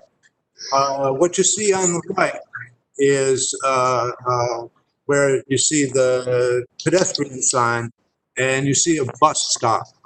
And back behind that bus stop, about where that new tree is, back is all parking. It is all parking on the other side of the intersection. And it is all parking up the left side, the northbound side, this side of Guilford Avenue. What happens is that essentially when you're trying to cross Guilford, you cannot see up or down Guilford Avenue for the parked cars. When you're coming up or down Guilford Avenue, you can't really see anybody waiting there to try and cross for the parked cars. What that results in is one of the most accident-prone intersections in central Baltimore. We have probably at least one major accident there a month, at least. Sometimes, if you turn back down, you'll see, and move back down to the intersection. What happens is, right there, stop right there. Someone will come from the right and they will be hit from someone on Guilford and they wind up in that parking lot there. You may notice in the copycat parking lot there that nobody is parked in the first 3 spaces. That's because they can't have cars there, because the cars in the collisions wind up crashing through that fence and into that space. Okay, so what we have is a difficult intersection on a narrow road populated often by emergency vehicles. And I think that it's pretty obvious that when you stick in, a whole bunch of new cars to be parked, and then you add in alcohol and darkness, you're going to magnify the problems in that. You're going to increase the number of accidents. It's like night follows the day. If you have, let's say, for instance, the live entertainment area is certified for 200 people. Okay. Our friend Lori Ferrara, who was mentioned earlier, is one of our partners in the building. And for 5 years, she's worked for the Baltimore Museum of Industry. I believe you, Ms. Nadeau, read an excerpt from her letter. One of the things that she does for them is she runs events. It's one of the foremost wedding venues in Baltimore. What she tells me is that the rule of thumb is that if you have 100 people at a wedding, you're going to have 50 cars. Even if you have 200, you're going to have close to 100 cars. Even if you arrange a shuttle, which is often a very significant number of people will insist on driving themselves. So let's say, for instance, there's 200 people there, somewhere between 75 and 100 vehicles are going to need to be parked. Now, I think you can look at this street view and you can see that, you can probably put maybe a dozen cars on that street if you really stuff them together. So let's say that brings it down to either 60 to 90. Okay, so let's say that there is another place where they can stash 30 cars. That brings it down to somewhere between 60 and 30. You say valet parking is the moment you say valet, you add $15 to the tab. Okay, that's a major disincentive to use that. The only alternative for them is to park wherever they might in the surrounding neighborhood, which is already chock-a-block. So, it becomes, like I said, it's a public safety issue because of the emergency vehicles and the traffic and the difficult intersection. What happens, Lori tells us, is, and I think it was mentioned in the letter, people who come to events like this will very often go out and drink in their cars, especially if there's a cash bar. They'll bring their own liquor. They'll, take a couple of hits out there, and then they'll come back and play at the wedding. And then they'll go out and take another couple of hits. And then, if I could draw your attention to the screen, is this area that is showing parking, is that where new houses have been built? That's correct. So there's no parking there, public parking? No, there are parking spaces for each of the houses, a parking space for each of the houses that was built there. Are these the new houses that have been built? That's correct. Okay. And with regard to why is it that there's this, are there other places in the neighborhood where these particular issues with regard to the two-way street and the poor site intersection, there are other places in the neighborhood that don't have these aspects, is that correct? Well, exactly. And you know, I hesitate to mention the PUD because I know that's not, you know, a favorite topic here. But the fact of it is, the PUD was created at the same time as the Station North Arts and Entertainment District. And the Station North was built around the idea that there was already functioning arts and entertainment infrastructure on Charles Street, St. Paul, on North Avenue. That is largely where public-oriented entertainment was meant to be. If you can go back and look at the Sun paper, and everything you see in the Sun paper, the city is talking about, we're building from a strength. We're building because it's already there. We're putting the name on it. They took Greenmount West and added it to Station North because they knew that if you're going to have an arts and entertainment district, maybe you got to have artists. And artists got to have a place to live, and artists got to have a place to work. And one of the issues that has always been a problem with artist housing is that, you know, artists are the shock troops of gentrification. Okay, artists will step over bodies for cheap space. So what happens is the artists move in. They move into old factory buildings, and pretty soon, you know, the urban pioneers see that the artists aren't all dead. So pretty Mr. Lavender, I want to interject again. We're focusing on the use at hand, which is the live entertainment portion of the Guilford Brewing. So if we could just focus it back a bit. I'm trying to be aware of time because we do have a lot of cases left on the all I'm saying. And I know that you have other people who want to testify also in opposition. Mr. Linden, if you could just, one quickly, just summarize, please. You know, basically, you know, they understood at the time when they created it that the entertainment part was going to be Charles Street, St. Paul Street, North Avenue, and that this was going to be the back of the house. This is where the artists live. Mr. Linden, if I could address your attention, those areas don't have aspects that are similar to this area. That's correct. They have one-way streets, they have off-street parking. They have street divider, they have parking garages, they have parking lots, they have, you know, a substantial on-street parking, none of which we have here. Right. If I may call, I don't know if there are any questions for Mr. Linden. I may call Mr. Levine. Let's see.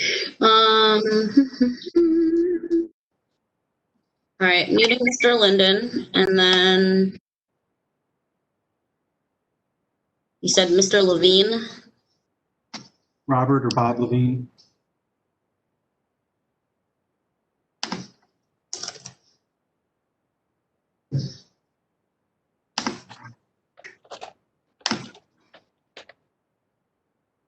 All right.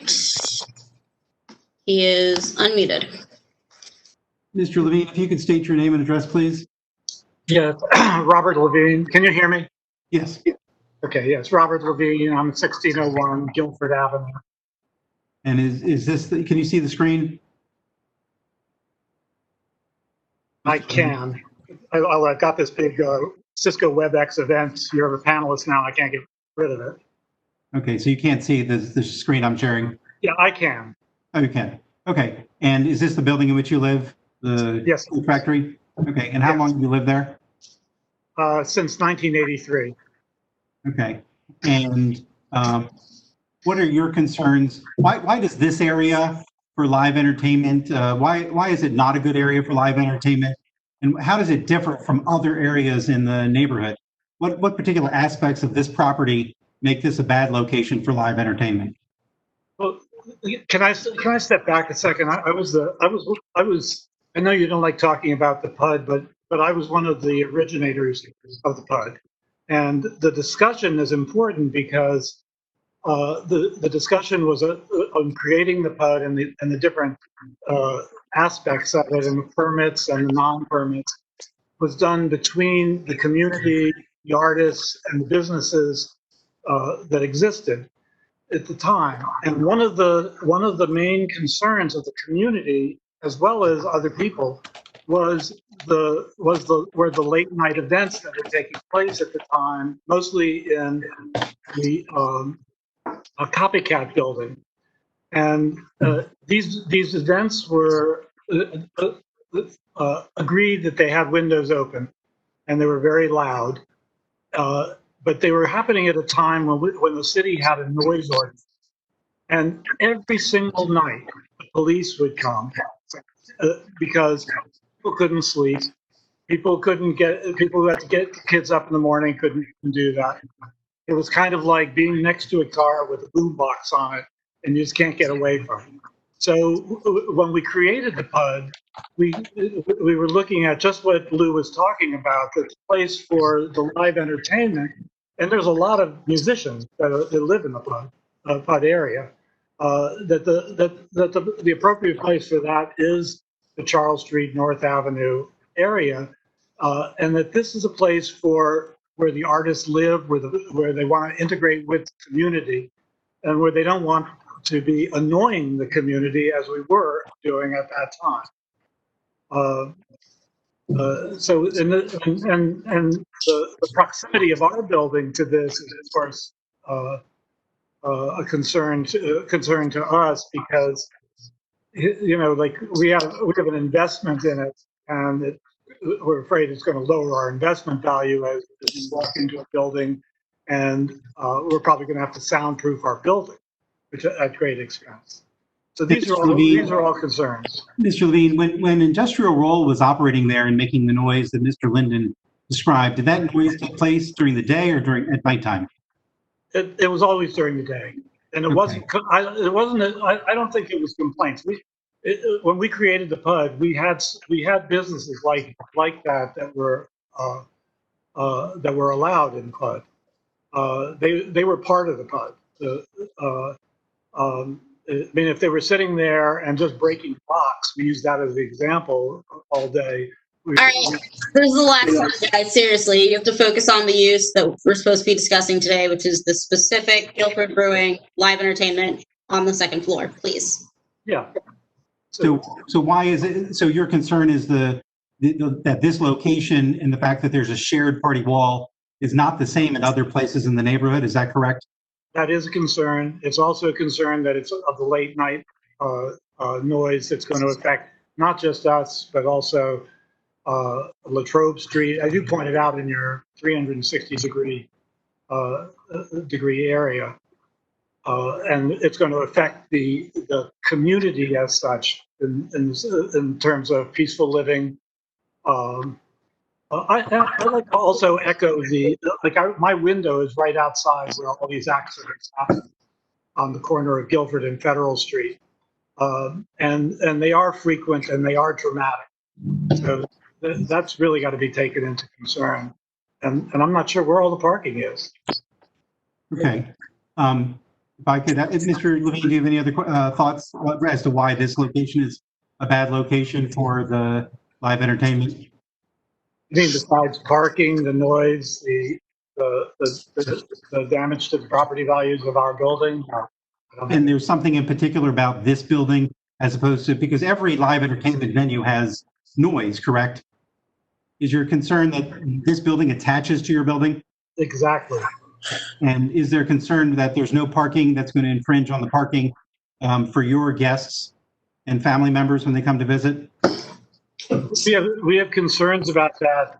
Parking is still an issue, especially during the day, frankly, when people are coming in to park to go to the train station to take the MARC train in. Not so much now, but they were before COVID. So parking has always been an issue. Our street actually is one of the few streets that doesn't have a permit. It's open parking. Okay. If I could ask a few questions of Mr. Iantosco. How many more witnesses do you have? This is the only formal witness. There may be other people who want to chime in, but I've asked them specifically not to repeat things that have been said previously.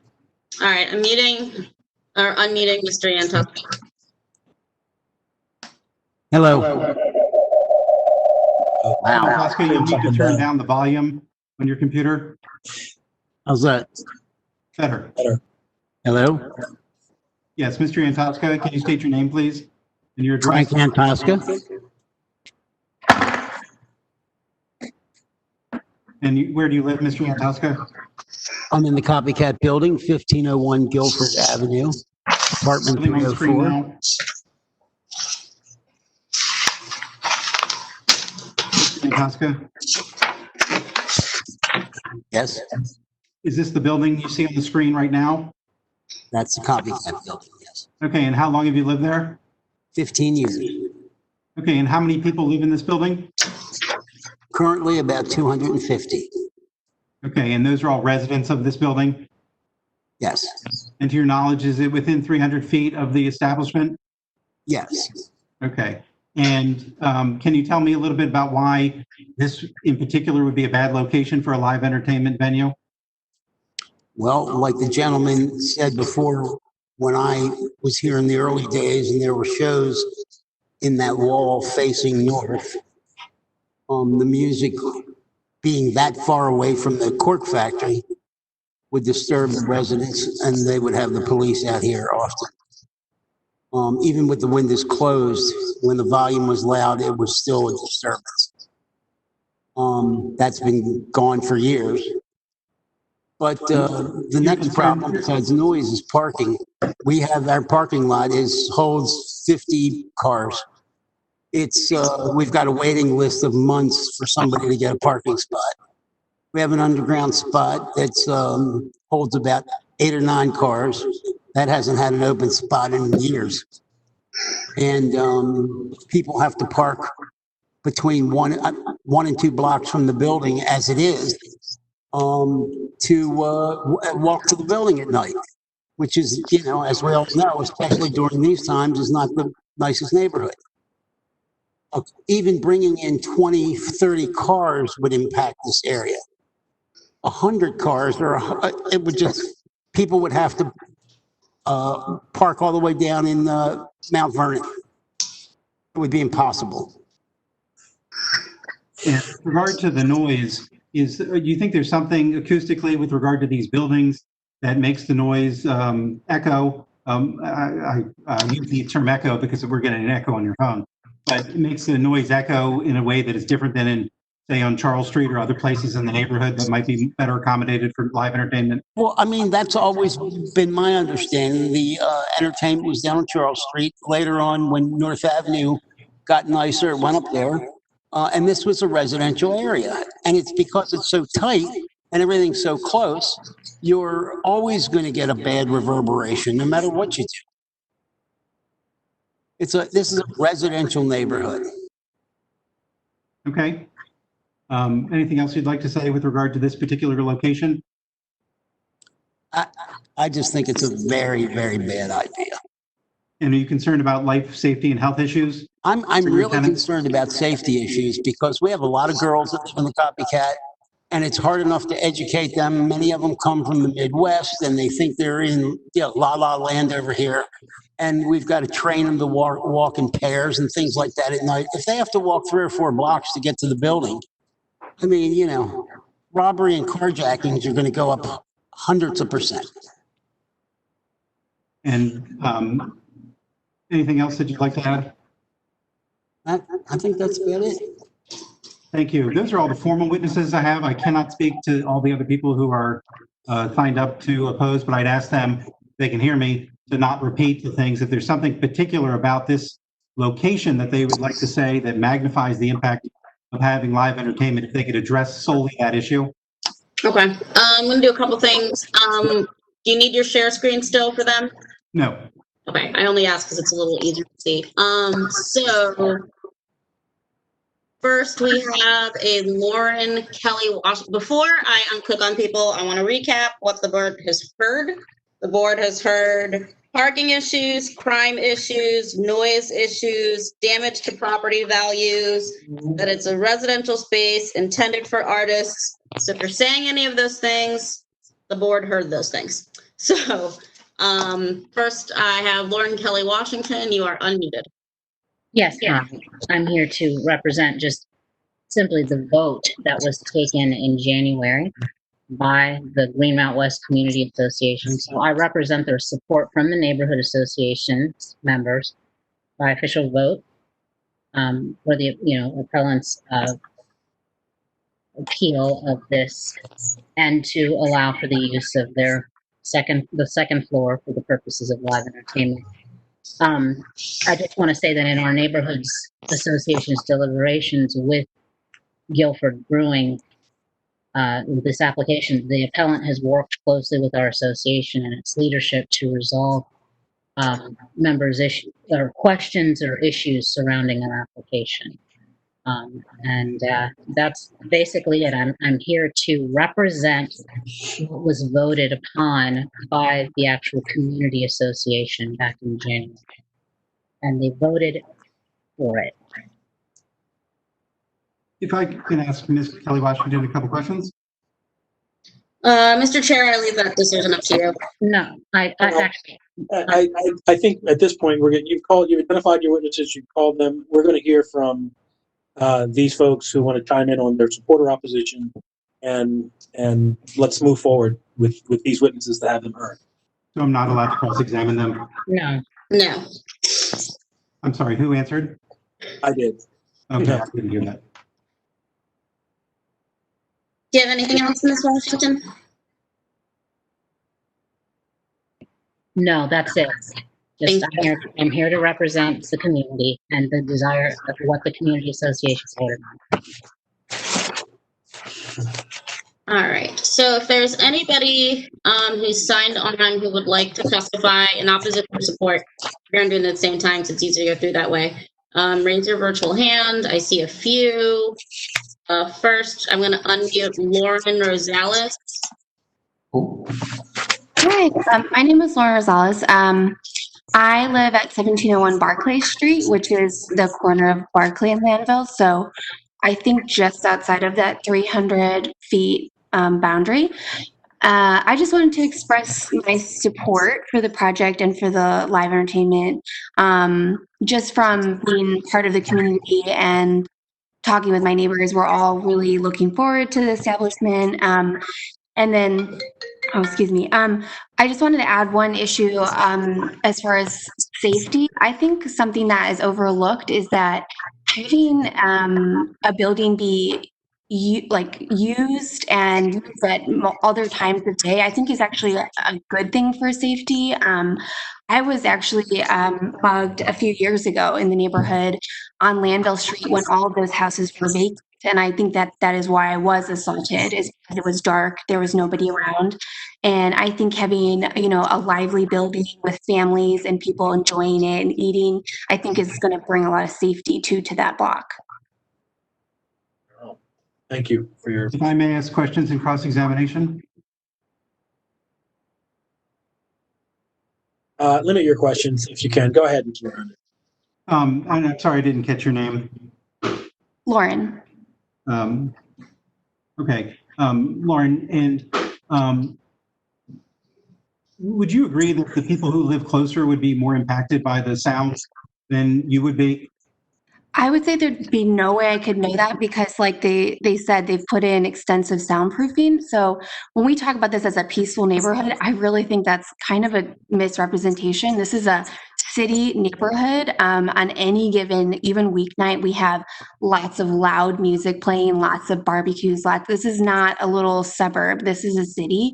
And we have, police, we have helicopters. So I don't really know if you can judge the sound impact from, the physical distance. I think it's going to have to do with the actual structure that I don't know anything about. But you'd be concerned if this was your immediate next door neighbor, wouldn't you? I would be excited. I'm very excited for this. We walk past it every day. So you'd have no concerns if you were the immediate next door neighbor with regard to noise during the nighttime. Do you have children? No. Okay. No further questions. Okay. All right. Next, we have Quentin Gibbo. Sorry if I pronounced that wrong. Hi. Yeah, it's Jibbo, but it's a hard last name, so it's okay. Yeah, I have the same life. Yeah, I wrote in the letter before. I'm gonna try to keep it to stuff that is on topic to the entertainment license, but I do think that one thing that would be nice to see if this does proceed with the entertainment license is a commitment in the MOU to hire musicians and artists from within the neighborhood. If you are going to be doing live music, and there are multiple musicians who live in the Copycat building, in the Annex building, in the City Arts building, and then also folks that just generally live in the neighborhood and nearby. I do think that this is probably going to cause a lot of unforeseen problems in the neighborhood, not necessarily just with traffic, but also just with people trying to, specifically like young people trying to access the brewery, and it doesn't seem like there's any sort of I haven't heard anything saying that the brewery is going to be doing anything to work and support with other organizations in the neighborhood in exchange for the massive gift that we're basically giving them, letting them have live entertainment from 9 a.m. to 2 a.m. or 6 a.m. to 2 a.m. In addition to all of the other concerns that were raised. So, not only is the Montessori school across the street, but so is the community center. So it will impact life for the community center. It will impact life for families within the neighborhood. We have 26 children that are in City Arts 2 alone. So having this additional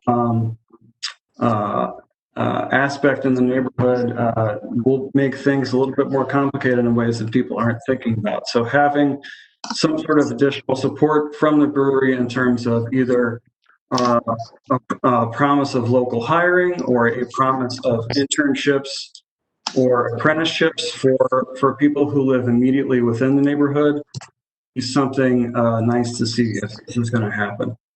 Thank you. Thank you. Okay, next we have Matthew, and I can't see the last name because the size of my screen, but you are unmuted. Hi, Matthew Hebert. I'm resident 315 East Landvale Street, so I believe I'm within the 300 foot radius people keep talking about. I'm going to voice my support for the project. Been excited about it since I got wind a few years back. Regarding some of the issues discussed, I share the opinion of several supporters that, I think the overall effect is going to be better security due to the fact that of the inhabited building with security built in. People are going to be checking ID. There's like more eyes and ears to alert authorities if things go awry, and also the larger police presence. People.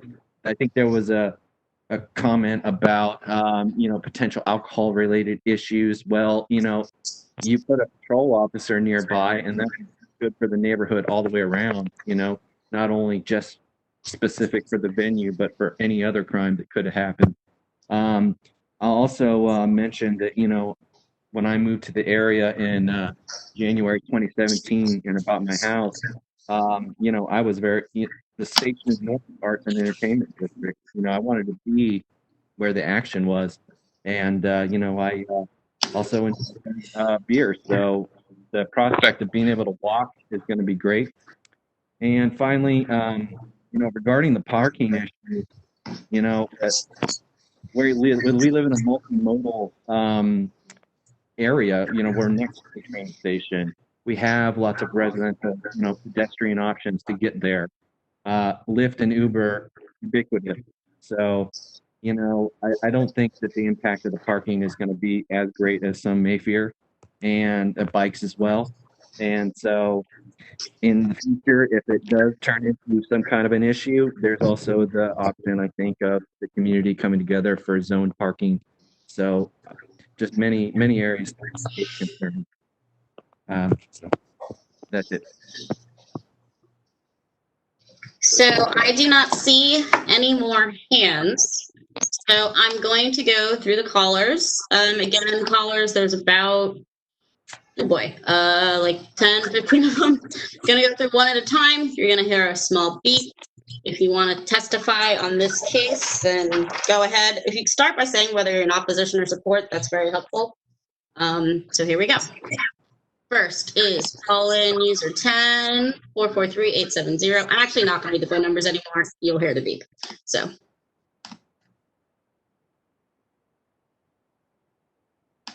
Okay, next.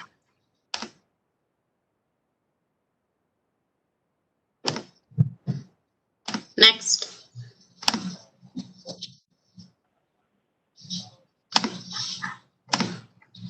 Next. Hello, this is Manuel Alvender. I just wanted to express my support and say that in 2019, I bought my house on 1729 Guilford, excited about the project that was going on at the brewery. So I look forward to it, and that's all I have to say. Thank you. Thank you. All right, next caller.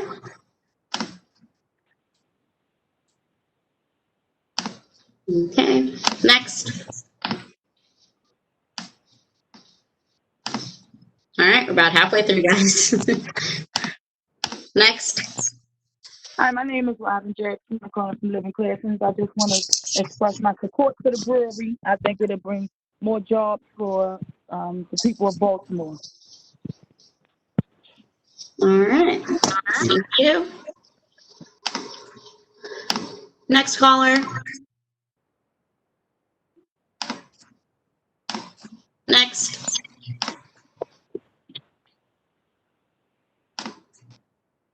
All right.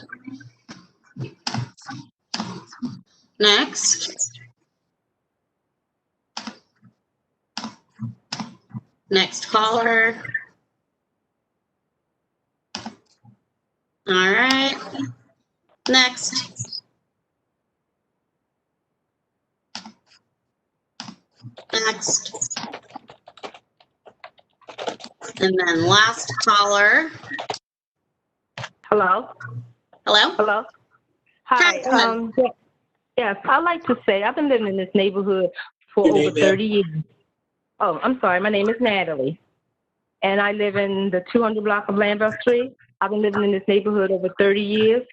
And the brewer, I think it's a good idea, but maybe if you do it, I can go with Guilford or Charles Street, but as like someone has said, this is a residential area and it's kind of quiet up here. And my main concern is parking. It always has been parking issues. And people, they are constantly building houses in the neighborhood. And people are buying houses. They're not just coming in buying houses and not having automobiles. We barely have parking for ourselves. And as far as the school, people that live in the neighborhood are occupying the school parking lot as well. So parking is terrible around here. And the late night music, I can't get with that either because there are working people in this neighborhood that have kids or the music is just too much. That's my opinion. Oh, thank you. Thank you. All right, I have two more hands just popped up, so I'm going to do those. Someone named Jay, you're unmuted. Hi, Jay Rogers, 1601 Guilford Avenue. I'm over there during the day, but I just wanted to see if you could address between security and parking. How would you is parking legal at Digital High, or will they just be illegally parking because you know that's going to fill up? And for the cork factory, in terms of what kind of security are they offering to keep people out of the the cork factory parking lot? Meaning, will they just have to be out there with tow trucks towing these people away all night long, especially over the weekend? The other question is parking and security out front of this. You can see it's across from Montessori. is all the loading done off-street, meaning taking up one of the lanes and two narrow lanes? Or are they saying they're going to do a 12-point turn and get backed in? They have one large roll-up door. The band at 3 o'clock in the morning on a weekend, are they going to be loading cymbals and things out the door to the street? Or how's that going to work? I wish you'd address it or have them address that for me.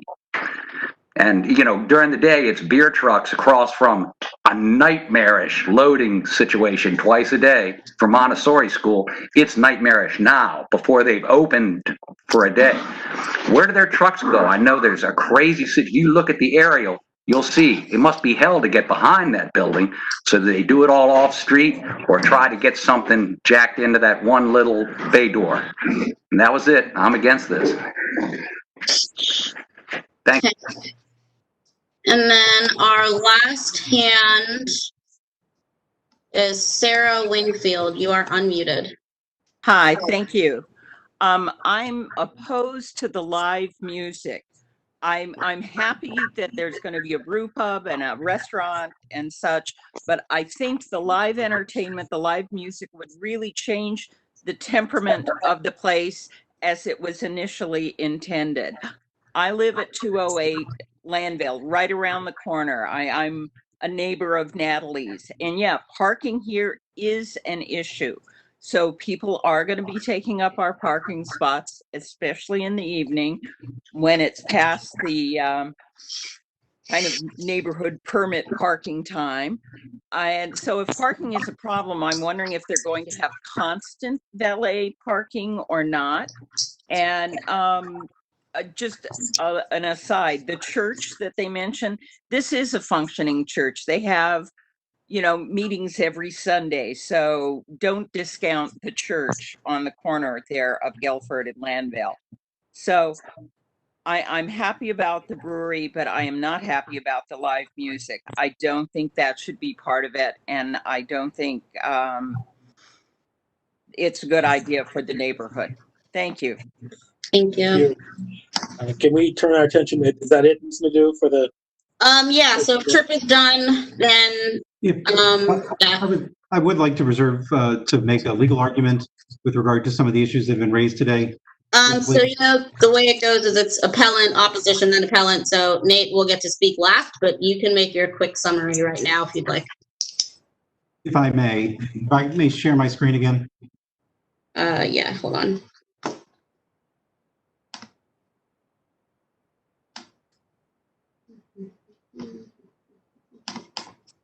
Oops. You should still be able to. Is that working? Yep. To the members of the board, this is the opposition memorandum that I submitted at the beginning of the hearing. If I were in person and we were having the hearing like in the olden days, I would have handed this out at the start of the hearing, but I did provide it to Ms. Nadeau by email and to Mr. Prettle at the start of the hearing. The petition is incorrect in that it seeks to add live entertainment to an existing brew pub and restaurant, and that is actually not true. There is not a use permit for this property. The actual application should have been for a restaurant with live entertainment. The restaurant use that was previously approved was not approved with live entertainment, and it's not fair to the community, I don't believe, to simply add accessory live entertainment without addressing parking and other requirements for the underlying use, which is the restaurant. The conditional use authorization application is incomplete. I've pointed out through Mr. Popescu's testimony that the questions haven't been answered. I appreciate the fact that the fire department says they will not give an occupant load until after it's approved. Well, there's simply no way for this board to have any idea today what the impact would be on the community without knowing the size of the facility and how many people it can hold. There's a great difference between, in a 3,000 square foot space about having, 300 people versus having 10 people. I think if they came in, they said it was going to be 10 people, I don't think anybody would have any problem. But the application itself is incomplete. The application in 14.319 A2 requires a floor plan that describes in detail. This wasn't done. It's simply not there. The application itself is incomplete. There's multiple occupancy loads, but there's no indication where the live entertainment will take place. Mr. Popescu variously testified that the live entertainment would be happening in the entire building. Then he testified that it was just going to be on the second floor. But then he testified that it was going to be on just the second floor and there was other places in the second floor. So nobody even knows what is actually going to happen. So this is a failure to meet the requirements of the application process and the statute. No dance floor is shown. So if you're going to have dancing, you have to show a dance floor. No dance floor is shown, so therefore there won't be any dancing. With regard to the banquet hall, Mr. Popescu testified that people could rent the space. Trip, I'm going to say right now that, based on the MZA review, this is not an application for a banquet hall. So we can make this argument, but I mean, it's a restaurant that has weddings. That doesn't mean all restaurants that have weddings, banquet halls. I'm going to let you do the argument, but I just want to say, in terms of time and sticking to what's relevant here. I appreciate that, but it is absolutely relevant. So when the definition of a banquet hall includes that you can rent the space and exclude other people, food and beverage, it meets the definition on all 4 points. And Mr. Popescu said that if they rented the upstairs space, the public would not be admitted. It absolutely is a banquet hall. There's no question about it. I appreciate the fact that you can rent a restaurant, but if you make it exclusive, it becomes a banquet hall. And he's not talking about renting a restaurant. The live entertainment is to be on the second floor of the building, which makes it a rental hall and a banquet hall. And the banquet halls are not permitted under the PUD, and they're also not permitted in the industrial mixed use area as a conditional use, but only with the city council approval. I think it's absolutely relevant. I appreciate the fact that the planning department didn't acknowledge it as such, but the testimony today was such that it was going to be used for a banquet hall or a rental facility, which is not permitted. With regard to the fact that this is not accessory, the testimony was that the live entertainment venue is significantly larger in 2 respects than the restaurant below. So it's not an accessory use. So it would be considered a principal use, except for that's not what the application is for. To be an accessory use, the definition requires that it be customarily incidental and subordinate, meaning lesser in number than the principal use and be on the same lot. I'll give you the fact that it's customarily incidental, but it certainly is not subordinate. It's not subordinate in 2 ways. It is larger in size than is the first floor, which makes it not an accessory use. It is also, from an occupancy standpoint, larger than the first floor area of the restaurant, not counting the brewery part, which is going to be a separate facility. So in 2 respects, in the only 2 respects that count, it's not an accessory use. It needs to be recast as a principal permitted use, which it's not permitted in this district. The first floor area should have been considered with regard to parking. There hasn't been any testimony with regard to a variance for parking. They haven't met any of the requirements to meet North versus St. Mary's County or any of the cases associated with it. They have not provided the board with the off-site parking requirements, that the parking facilities are located in a zoning district where the parking is permitted.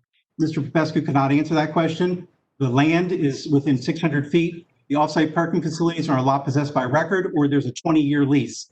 None of those aspects are here. There isn't a single piece of evidence before this board to approve a parking plan because there is no parking plan. And the board should reject it and deny the variance because there hasn't been any evidence put forward about practical difficulty or reasonable hardship, much less uniqueness. With regard to the conditional use request, while it is presumptively valid, it doesn't make it approved if there's a rebuttable presumption, which is that evidence would show that this would have a very large negative effect on the people who live next door. And there was no testimony from anybody who lives next door that would say that they supported this. So we believe that that presumption has been rebutted, and there hasn't been any evidence to support it otherwise. With regard to the imposition of conditions, we would ask that the board reject the request. The hours are simply too long and are going to cause a negative effect on this neighborhood that is different from the negative effect that would happen at any other place in this district. With regard to the staff memorandum, I'll renew my objection. I appreciate the fact that Ms. Nadeau had said it was attorney-client privilege. I don't believe it meets the requirements of State Government Article 10-218. because it is a staff memorandum by someone who is not involved in this decision-making process, given to the people who are in the decision-making process, and it ought to have been made public and part of the record, and we should have had an opportunity to address those issues, and we certainly object to its use in a prior meeting without being shared as part of the public record.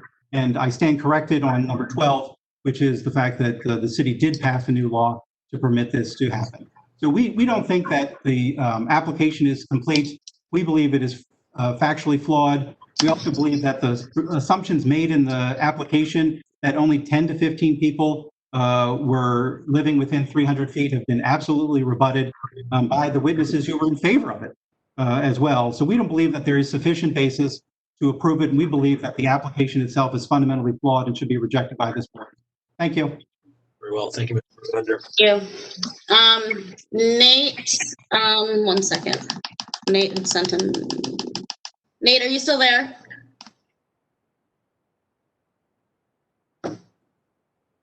Oh, he's muted. Huh, sorry. Nate? Mr. Prattle? Okay. I don't know what you want to do, Mr. Chair. It looks like he messaged saying that he had to step away for 20 minutes, but that was like 30, 40 minutes ago. So, I think for purposes of time, we got to keep moving. Yeah, I think we got to keep going. We're not going to be deliberating on this matter at the end of the day, but I'll let him know that he can submit a written summation if he feels the need to. yeah, that's fine. Let's move forward. Okay. All right. So you can go ahead and call the next case. Oh, did you guys move past? I mean, Nate just said he was calling in on his phone, and that's why he wasn't showing up under his name. All right. His number is 443. Do you want the next? One. Yeah, give me. Hold on. First,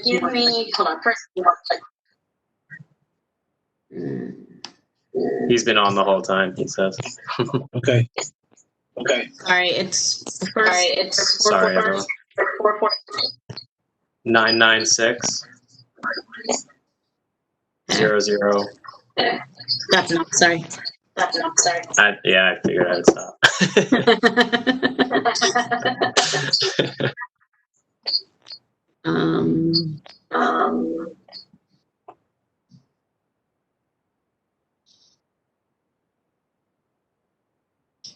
Oh, found him. Okay. Nate? Yes, hello? Yes, are you there? Sorry, go ahead.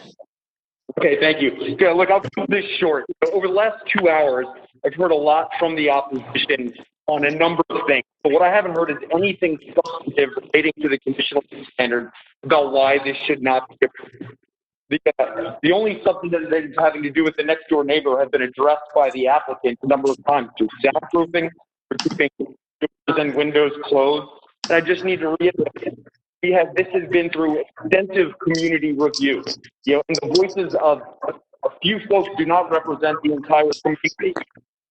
In regards to the parking, should this board determine that we are requiring a variance, we are asking for that variance. This is a unique historic structure that has no ability on site to provide off-street parking. That's the hardship right there in itself. And in fact, the zoning code provides for a historic structure off-street parking exemption, which this would absolutely meet. But the planning department policy is to not consider those if there are any other approvals such as a conditional use needed. I mean, we could have gone and got that off-street structure parking exemption for the beer hall and restaurant in itself.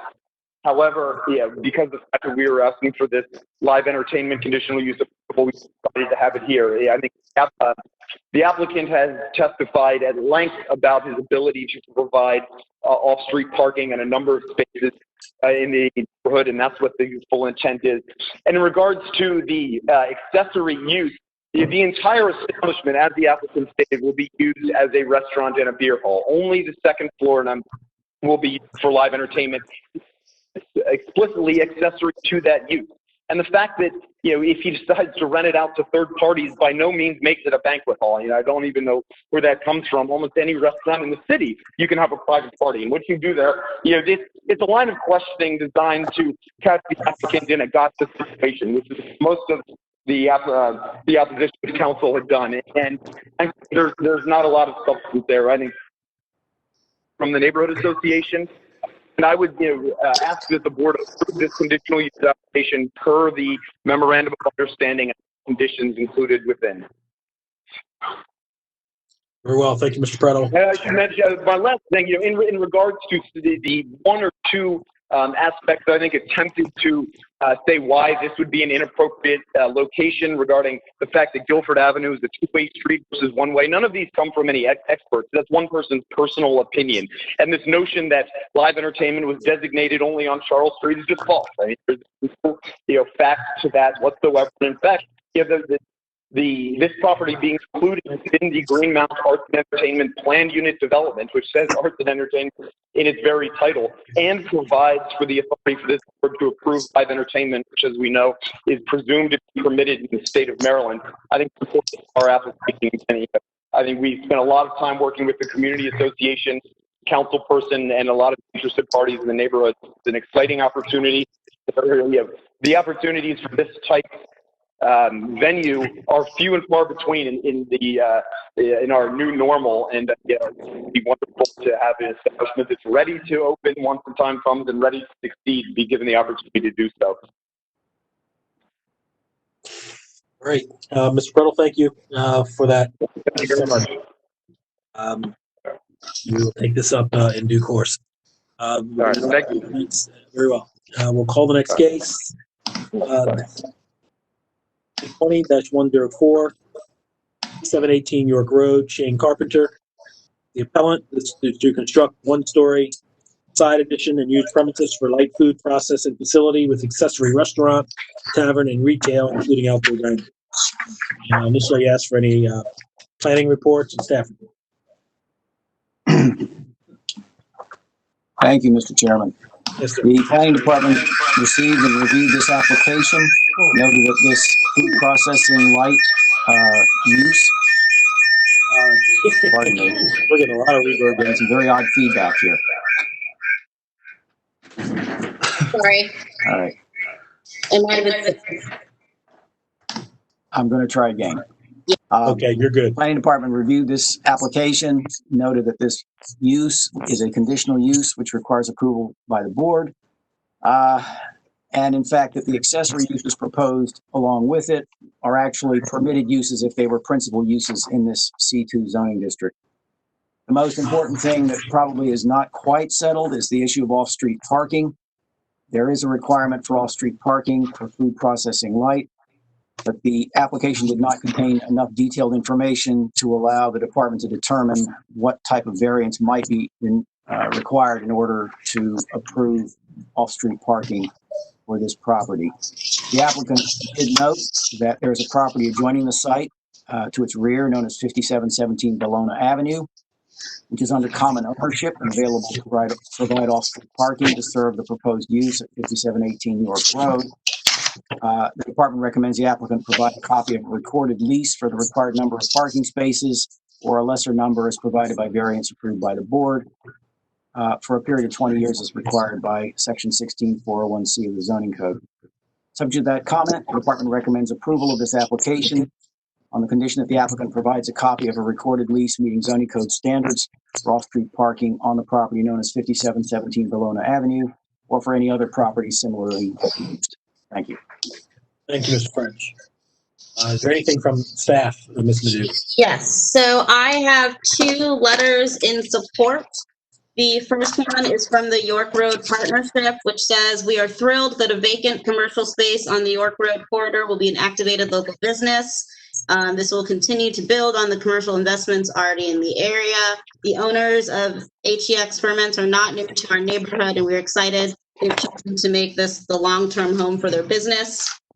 And then the next one is from the Governorstown Business Association, which says, "The applicants have been working in the neighborhood since 2013 in Belvedere Square with a production space at the Accelerator Building in 2016. We're thrilled that they've chosen to invest in the York Road Commercial Corridor as their business continues to grow and thrive."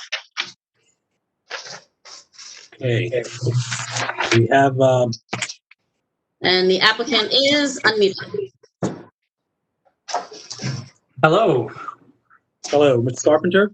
Yes. Okay. Can you tell us about your project, and particularly with regard to your food processing facility, so that we can get a sense of what the requirement is for parking? Sure. I think I missed the middle of that question, but I heard a requirement for parking.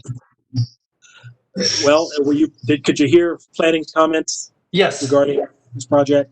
Yep. It says that there's some information that we don't have, which would determine what the parking requirement would be, and therefore any variance that would then be needed. So describe your project with that in mind, and I think what we need is some additional information on particularly the food processing facility. I don't know. Sure. How large? Go on. Sure.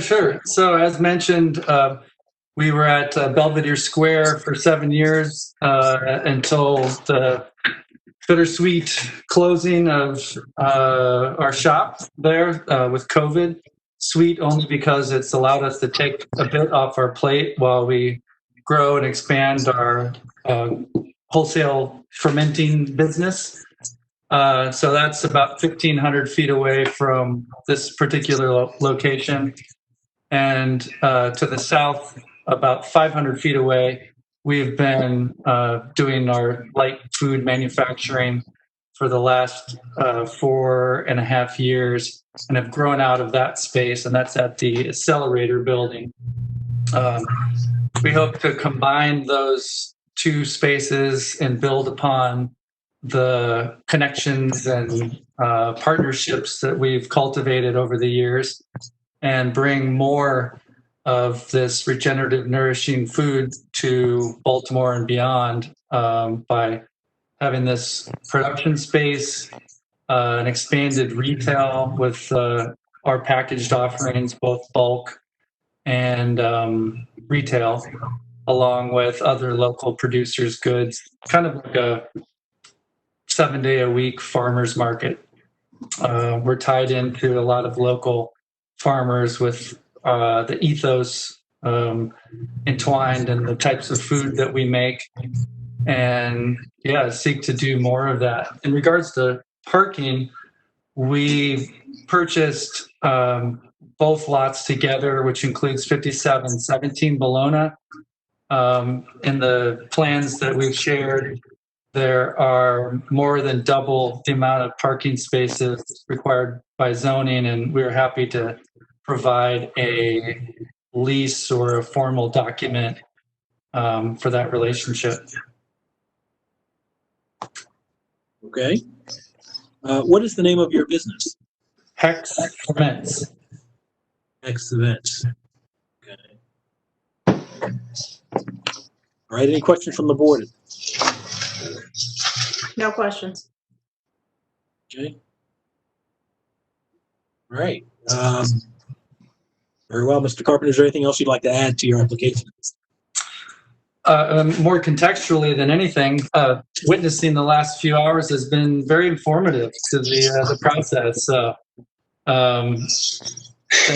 thanks for sharing. No, I like your ability to stand firm and work your turn there. Yeah, I had to seek out a phone charger in the meantime, and then figured it all out, and here it all worked out well. So, thank you. Very well. Thank you for your presentation, sir. Luck to you. All right. Moving on to the next matter, case number 2020-108, 1220 South Charles Street. Patel to construct a 2-story rear addition and new 3rd floor to increase occupancy from 2 dwelling units to 4 dwelling units. And I'll ask for any staff or planning reports for this. Thank you again, Mr. Chairman. Planning Department reviewed this application, noted 2 specific things which raised concerns. One was that there was insufficient lot area on this property for 4 dwelling units. A variance of 37.7% would be required for approval of 4 dwelling units on the property, and the department considers that to be an excessive amount of lot area variance under the circumstances. The second issue was that the proposed 3rd floor addition in the plans that were included with the application had its front level with the existing facade of the two-story row house on which it was going to be built. And this particular building is part of a coordinated group of row houses on that block of Charles Street. And therefore, the department noted that this design could not be approved under the design manual, and therefore it was in need of change. This morning, the department received a set of revised plans for this property that showed that there would be a 10-foot setback of the proposed third-floor addition from the front facade of the building, and that the cornice existing would be retained, not removed. And therefore, the department believes that if the plans as revised by the applicant are approved by the board, they would also be approvable under the terms of the design manual. That basically leaves the issue of the variance. The department notes that if the applicant was to reduce the appeal to a request for 3 dwelling units on the property, that there would be a much lesser amount of variance required, approximately 13%, and the department would not necessarily have an objection to that variance being approved. That is our report. Thank you. Thank you, Mr. French. Do we have anything from staff on this property? So we don't have any letters or anything. I will say that BMZ staff did not receive these updated plans. I did see an email that they said that they, from the applicant, stating that he's willing to reduce to 3 dwelling units. So when he speaks, he can formally amend his application if he chooses to do so. But regardless of which way the board votes, we should get those plans submitted as soon as possible. And with that, I will unmute Mr. Patel. Hello, how are you? Good afternoon, Mr. Patel. Hi, I'm Praful Patel. Go ahead. Okay, could you hear everything that was just stated, sir? Yes, sir, I did. Okay, so a couple things. One, planning has indicated that you've submitted a set of revised plans for your project. Is that correct? Yeah, that's correct. Actually, I did email to them, but I don't know what happened. You know, I didn't look like that they didn't get my email. So I sent this morning because of Mr. James, Mr. Friend's email also was in my spam email. When I was searching for today's things, then I found his email. So I replied back right away to his email that, be willing to do a 10-foot setback, no problem. And then even like a 3-unit, yeah, if it approval, no problem with that. We will go with the 3-unit then. The plans I have that were mailed to me have only 3 units. It's the basement and the first floor are 1 unit. The second floor is a unit. I could be. I'm not an architect. I'm not necessarily really good at reading these, but yeah. Let me see. So I see. I might be missing a. I don't know.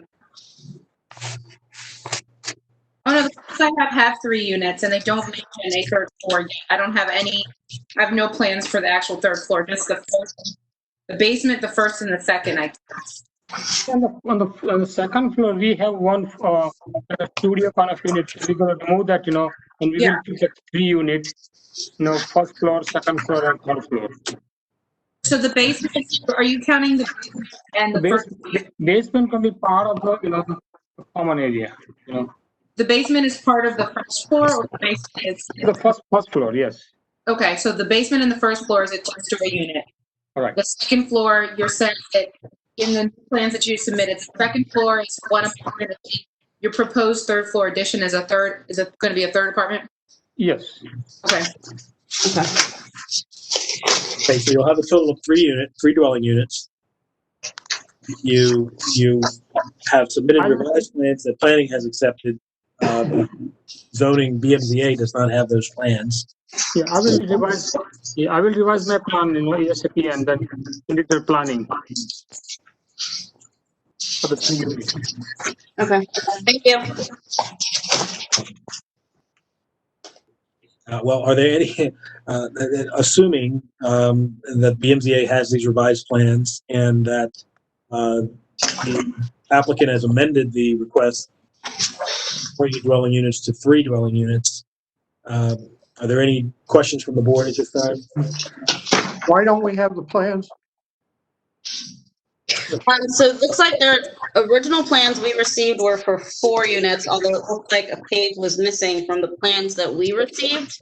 But either way, the application's being amended to 3. So when you amend to change the number of dwelling units, we would need new plans anyways. The one remaining question is, I believe, Martin mentioned parking. I think it looks like there's supposed to be a 1-car garage. Yes, there is a car garage on the back of the house. And is that the only parking? Yes. Okay. So for the board, so the variance is going to be reduced. And then it's a parking variance and then a side yard variance. According to the plan and the record of the property is currently a multifamily with 2 dwelling units. So basically, he would be asking approval for a 3rd dwelling unit to be added. And based upon the fact that the 2 dwelling units were already there, he only has to provide 1 more parking space for the additional dwelling unit under the terms of the zoning code. Thanks, Martin. Okay. Do you have any plans or provisions for an additional parking space? Not right now.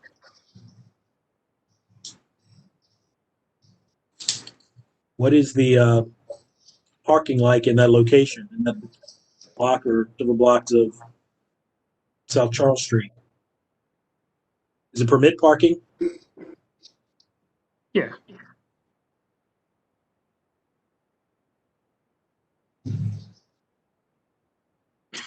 I suppose you're seeking a parking variance then for the additional space that would be required based on this amendment. 1 parking space for 3 dwelling units. Okay. That's the request.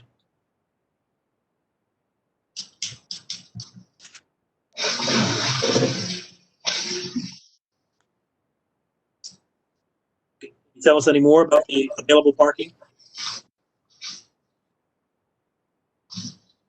in the area? Mr. Patel? Yes. Can you tell us anything more about the available parking in the area, since you cannot provide an additional parking space that the zoning regulations would require you to provide? I mean, it's going to be on the street parking. I'm sorry, it's going to be street parking? Is that what you said? Yes.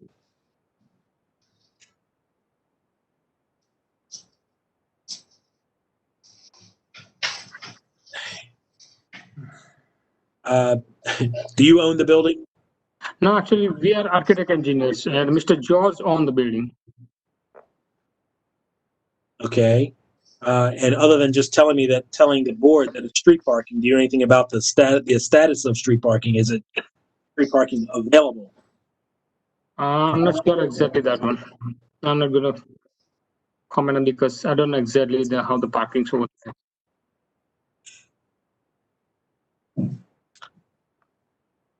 Okay. Is there anything else you'd like to add to your application? No, sir. Thank you. All right. Any additional questions from the board at this time? No. What's the parking situation? Does he ask for a variance for that? He's asking for a variance for the 1 additional unit. 1 additional space. 1 additional what? He has 1 space available. The project requires 2 to be available, so he'd be asking for a variance to only allow the 1 space. Okay. Guys, I have to jump off at 4:15. Do you want to talk about any of these other ones now? We don't have to if you guys want to push through. I just won't vote. Yeah, we probably won't need to do that, Avery, because we're not going to decide Guilford anyway today. Michelle is going to be reviewing the tape, and so that'll be deliberated down the road. Are we going to deliberate on everything down the road then? Are you asking, so Avery, I guess you're asking if the board wants to take a break to deliberate on 264, 104, and 108? The three you've heard. You don't have to do that as long as I don't have to vote in those. If you don't, I just have to. I have an appointment that I have to make in DC at 5:30, so I have to leave. Okay. So it's up to the board. You know what? I think we might should decide, because if people whose cases those were knew it was going to be a 4-person board, that they could have asked for a continuance, right? And With 3 they could have, but I mean, there's no problem taking a. Yeah, let's do that. Let's do that so we can resolve the ones that Avery has heard. Okay. So for everybody listening in, the board is taking probably about a break from the docket, just because one of our board members has to leave. So we're going to go ahead and vote on the cases we've heard so far. Okay. So I move over to you, Mr. Chair. All right. So let's go to. So which ones are they? 264 Clipper Road and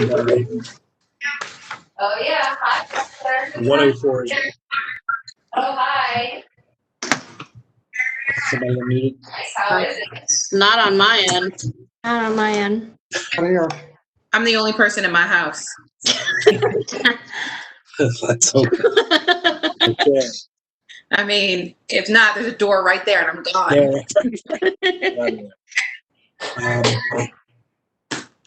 Okay. Well, let's go. Sorry, let me. Okay. It's Nate Prettle. He's still. I'm gonna mute everybody. Okay, and now the board can unmute themselves. Okay. So Clipper Road, our discussion with touching on Clipper Road. I have a note here that I'm okay with conditions. I have to go back to. I'm okay with conditions. The conditions, basically the things that they already said, they would only go until, what did they say? I couldn't remember. 8 p.m. Yeah, 8 p.m. Still 7 days, though, and alcohol drinking would till, they say 4. It might, I don't know if we want to keep it.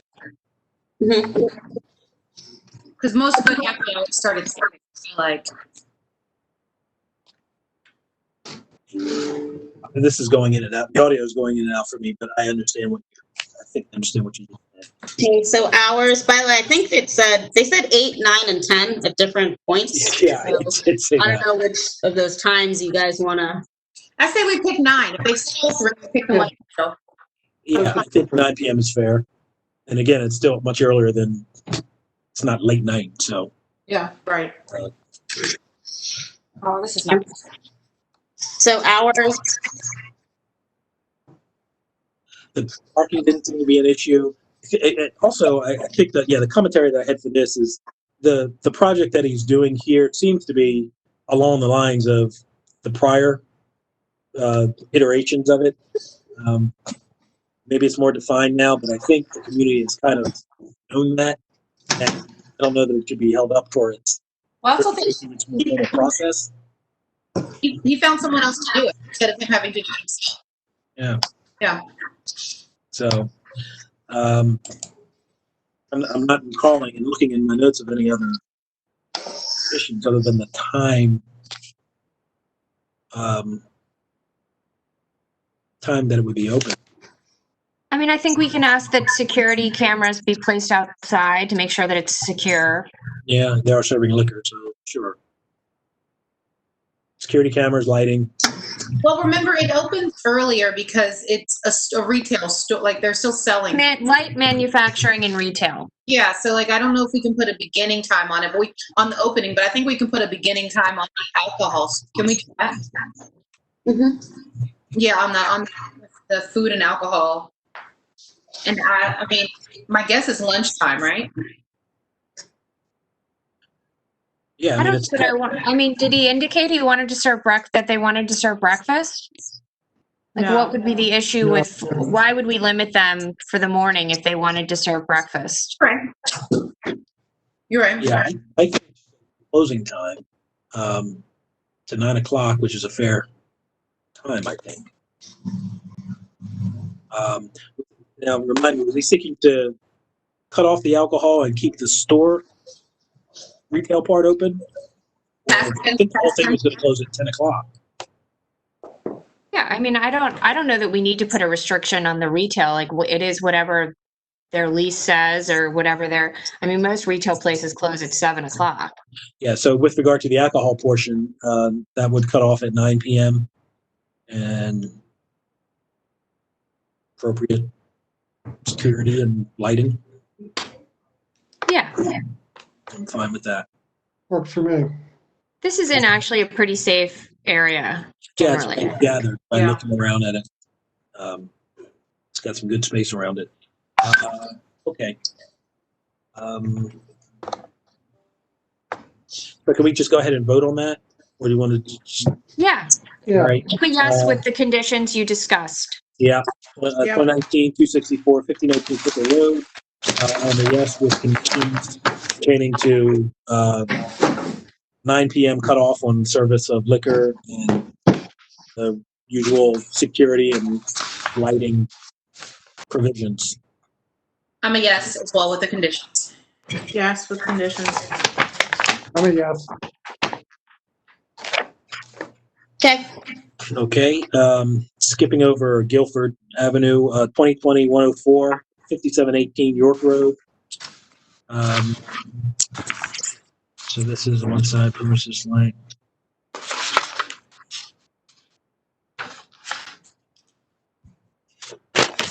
Damn. Guilford was so long, I don't even remember notes. Any thoughts on this York Road? I'm a yes. I'm a yes. I didn't see any conditions. Yeah, I don't see any conditions either. Yes.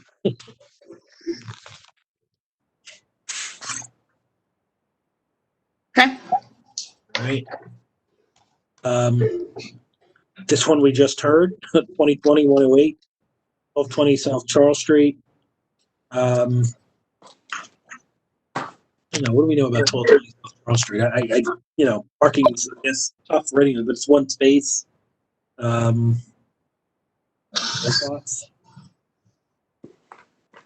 I mean, one space for 3 units means one space for maybe 3 or 4 people, and that's not uncommon in a lot of those houses down here. Yeah. I mean, you find street parking when you can find it, or Yeah, so I mean, he sufficiently revised the plans, reduced Yeah. the 12 units, and he's dealing with just the one space. So it's 3 units plus a third floor setback. For side yard setback, yeah. I'm all right with it. I don't have a. I'm a yes. I'm a yes. I mean, yes, we're gonna get the other plans, right? All right, yeah, guys, I think that's it, right? We didn't subject hear to- any yeah, other ones. That's it. Thank you, Avery. All right, bye, guys. Have a good one. Stay safe. You too. Take care. For the last one, I'm a yes, but subject to the revised. Yeah, subject to receipt of the revised. So what I'll do is I'm actually gonna ask for those plans before I draft the resolution, so Okay. gonna get them to us pretty quickly. Great. Hey, Bill. Hey. Oh, we can see you. Yeah. Welcome back to part 2. All right, everybody. So this just further confirms that Avery and Bill are the same person. we've always thought so. Must be that All TikTok right. thing they're doing. So let's see. Okay, we're going to call the next case. Yes. So anybody on the line, the board is back from their part 1 deliberations. We're now going to deliberate on part 2. For anybody about here for Guilford Ave, the board did not vote on that one. They'll be voting at the next hearing during the general meeting at 12:30.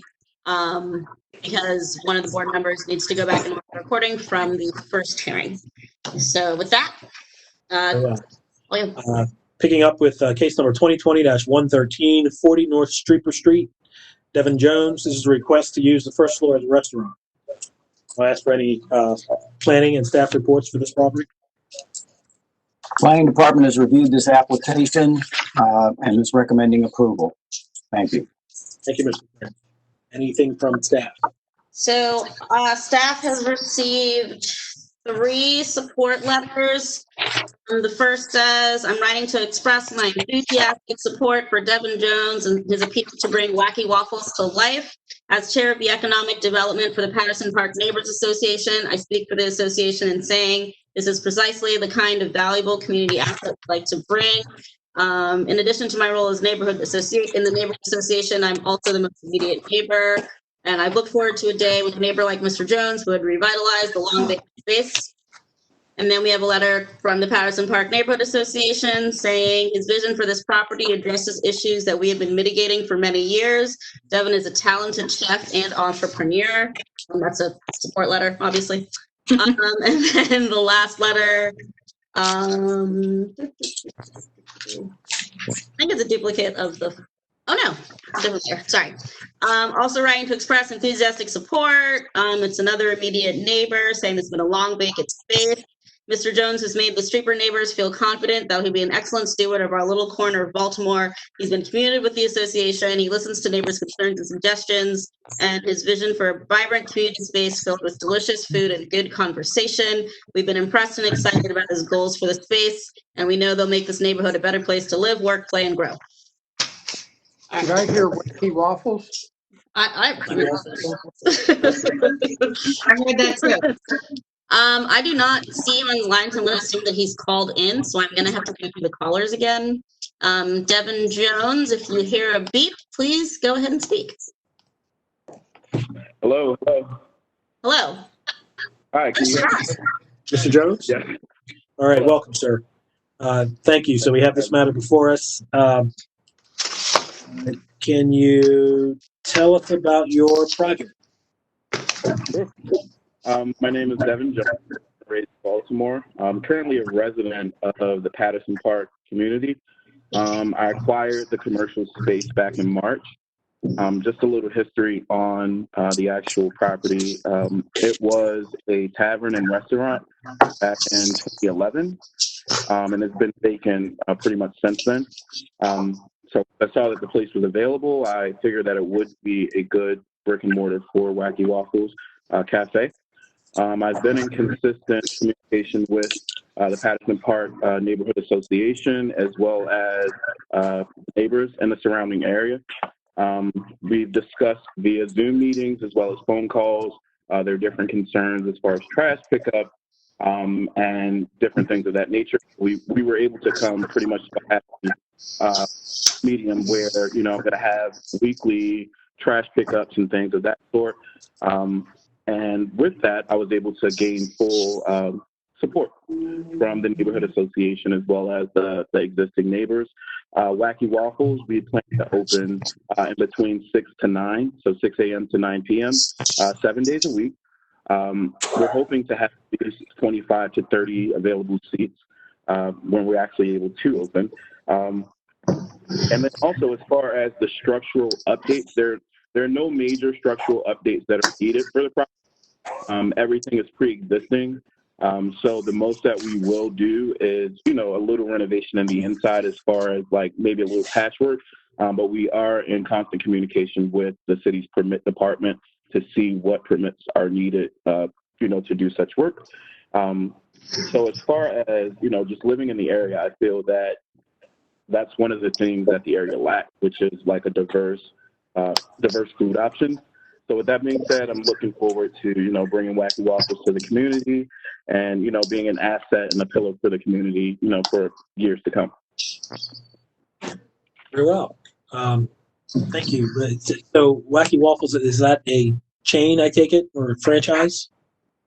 No, actually, we were existing a mobile catering business.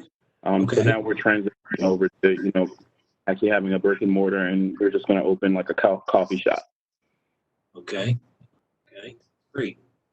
Any questions from the board? No, sir. No questions. All right. Mr. Jones, thank you for your presentation, sir. Is there not that I want any, but is there any opposition to this one? Is there not like? Nope. Okay. Great.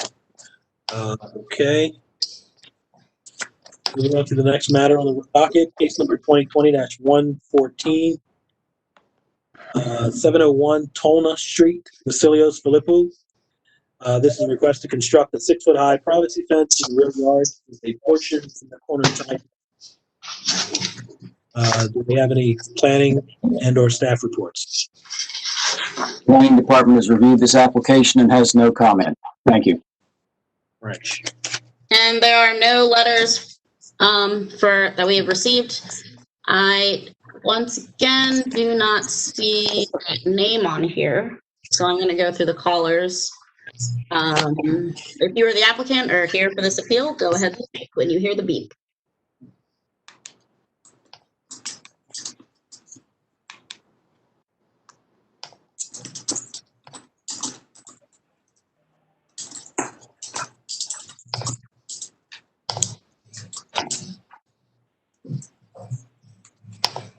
Okay, sorry, that was the first three. Next two.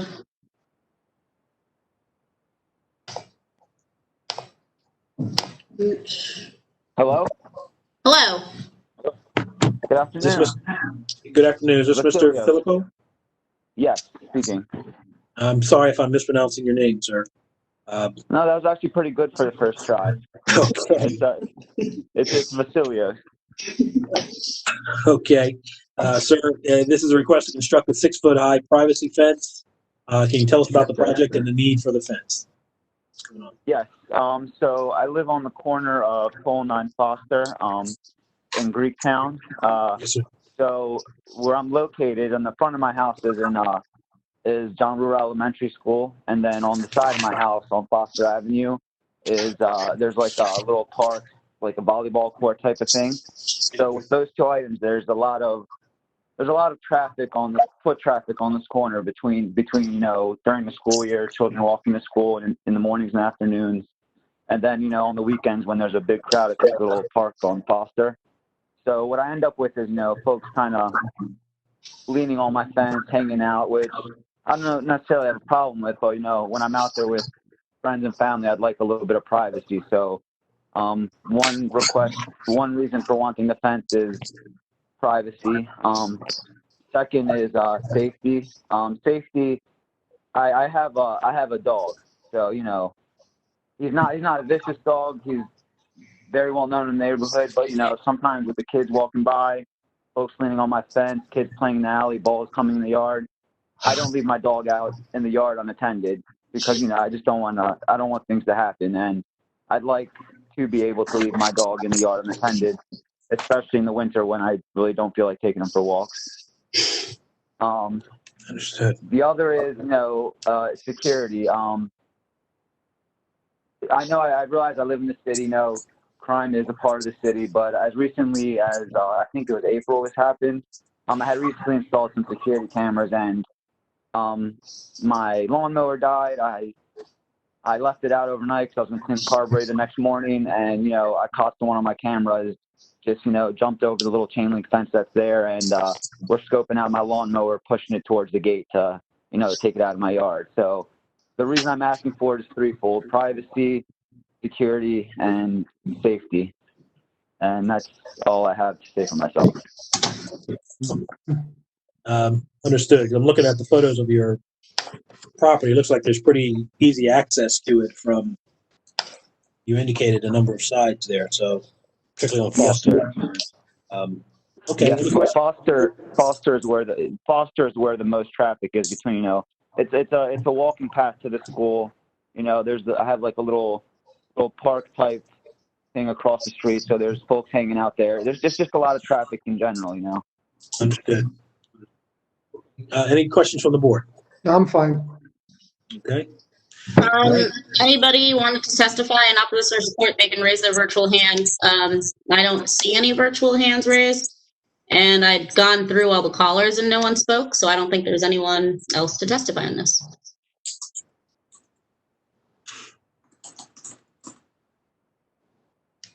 Takers? Nope.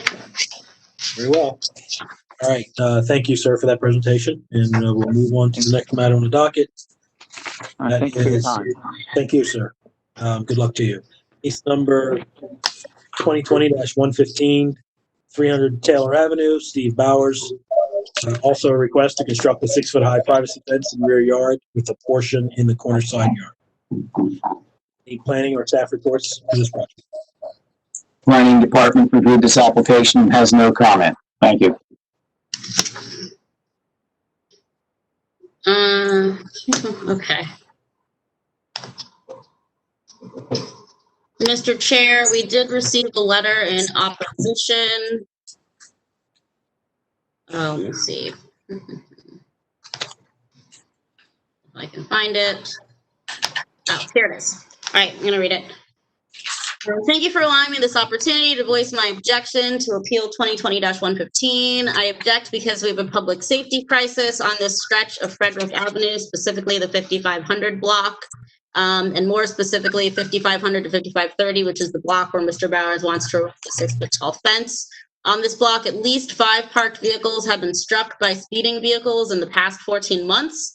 3 out of 5 of those cars were totaled. There have been numerous additional accidents on this block in the last 14 months. The speeding and reckless driving occurs 24/7 and includes illegally passing slower drivers by crossing a double yellow line. This occurs directly in front of Mr. Bauer's house. I know this because I live directly across the street. DOT recently completed a speed camera test and a traffic study and said the test camera clocked one vehicle speeding at 70 miles per hour in this 30 mile per hour residential zone. More stuff about DOT. I'm confident that a 6-foot-tall fence erected along Frederick Avenue to the corner of Taylor Avenue on Mr. Bowers' property would negatively impact and significantly decrease driver visibility when turning onto Frederick Avenue from Taylor Avenue and vice versa. For these reasons that I strongly object to Appeal 2020-115. I should note the applicant mentions reaching out to DOT. I know that's something the board has done in the past. Sounds like if they already did these studies, that's the same thing the board would ask for if they reached out. So just making a note of that for the record. Okay. I'm sorry. Did that information indicate that that individual in that letter had reached out to DOT, and that DOT has done some studies? Yeah, so the letter states, and I can confirm this with DOT, but the letter states DOT recently did a speed camera test study and a traffic study. So what was their conclusion? Yeah, so what's the results? So all it says is that they found a vehicle that was going 69 and a 30, and then they're currently conducting an analysis to determine what type of traffic calming can be implemented on this block. Okay. So. All right. Okay. I can reach out to DOT and see the update of that study if the board wants to defer the vote on it, but we can go ahead and have the hearings. Yeah, let's hear Bowers, who's present.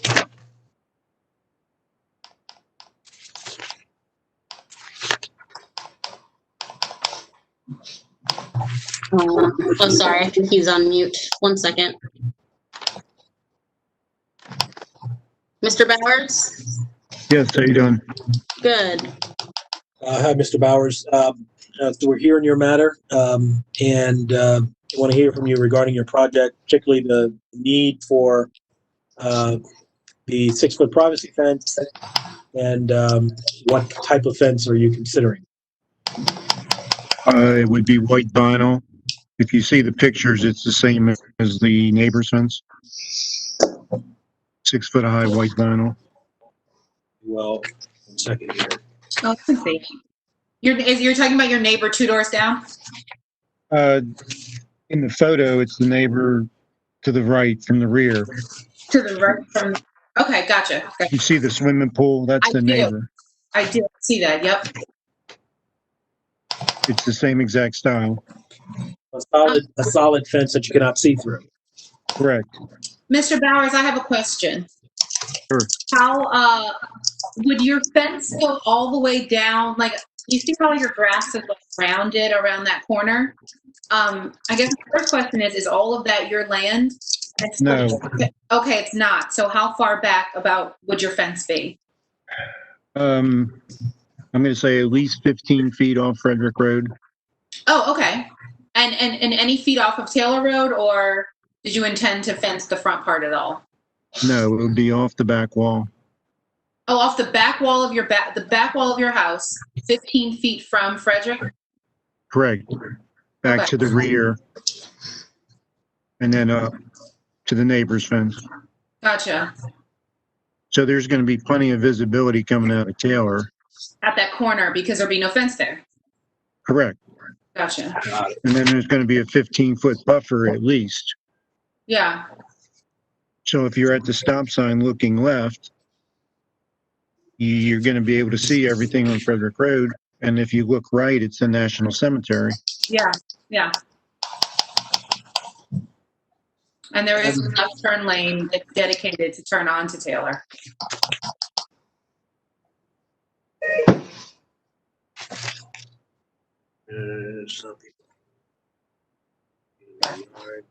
Are you just fencing in your pool? Yeah, essentially, basically the backyard from the back wall back. I mean, because right now what's happening is people are using the yard as a shortcut. They walk through the yard and then between the house, my house and the fence to get to Taylor, or they play around with the pool. Okay. You know, they play with the equipment and whatever. So there's no privacy on that corner. Yeah. All right. But in terms of the concern of the neighbor, there's going to be plenty of visibility because we're not going anywhere near the sidewalk. Okay, that 15 feet off the macadam, at least. Okay.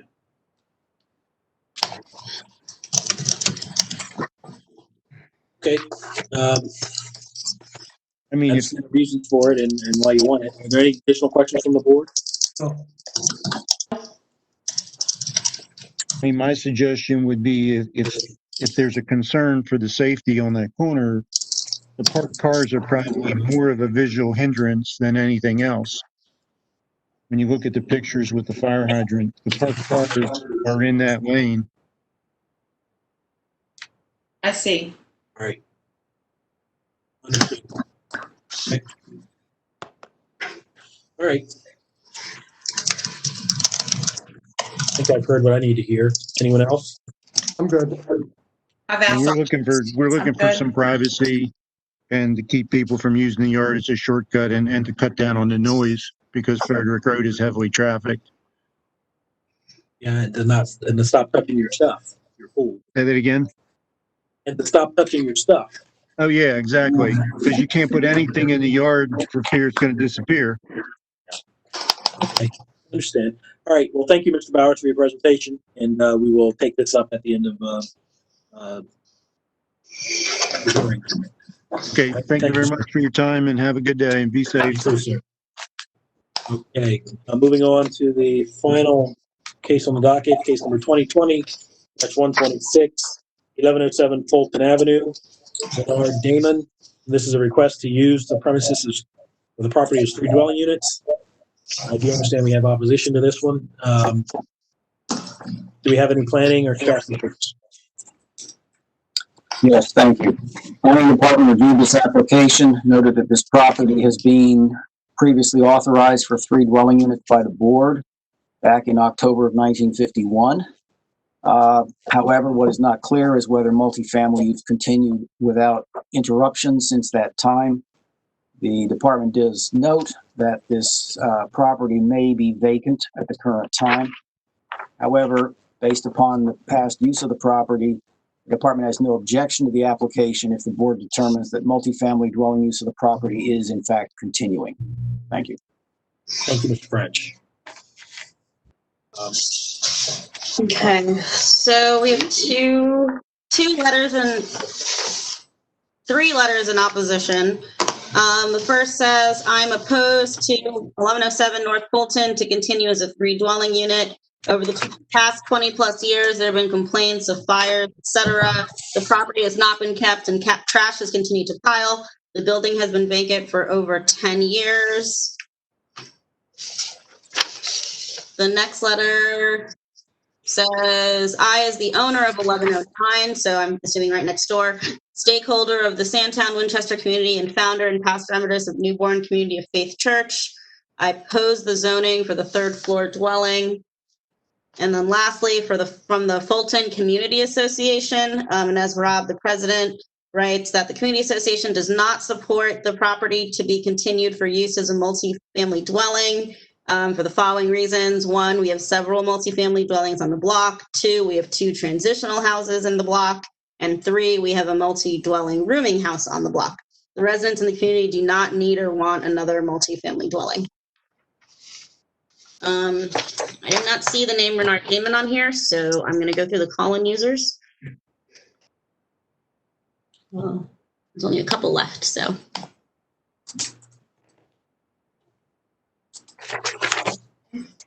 Next caller. I'm going to say what? Hello? Hello? Mr. Damon? Yes. Okay, there's a bit of an echo. Turn it down. Can you hear me now? Yes. Yes, sir. Okay.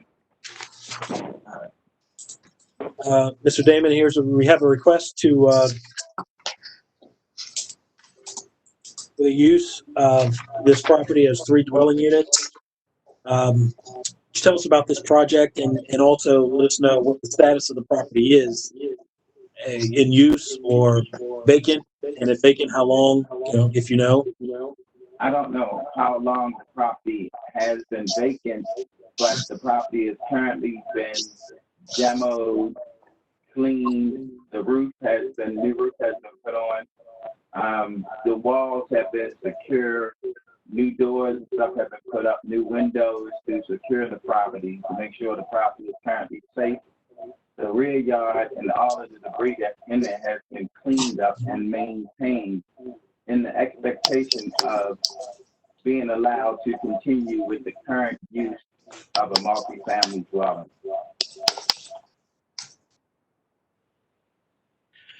Okay. So the question that we'll put to you, Mr. Nadeau, regarding the continuous use of the multifamily condition.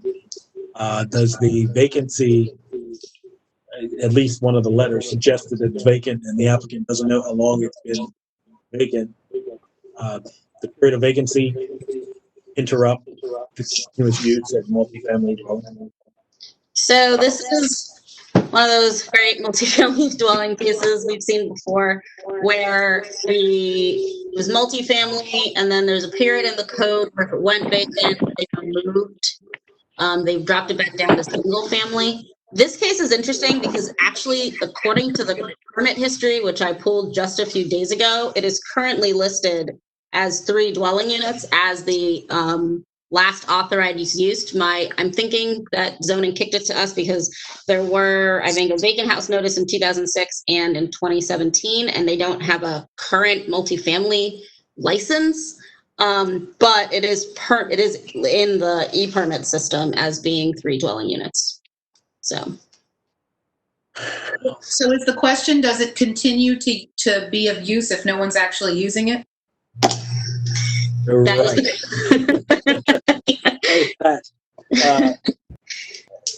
Yeah, in the face of the e-permit information, that it was never changed or never three dwelling unit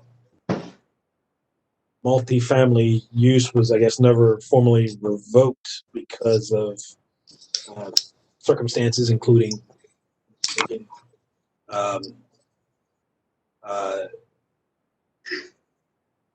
is there anything else the applicant needs to show today in 2020 to utilize it as a 3 dwelling unit?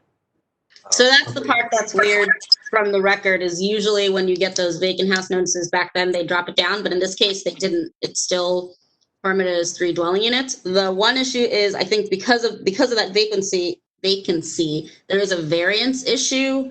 3 dwelling units are supposed to have 1875 square feet, and they have 1312.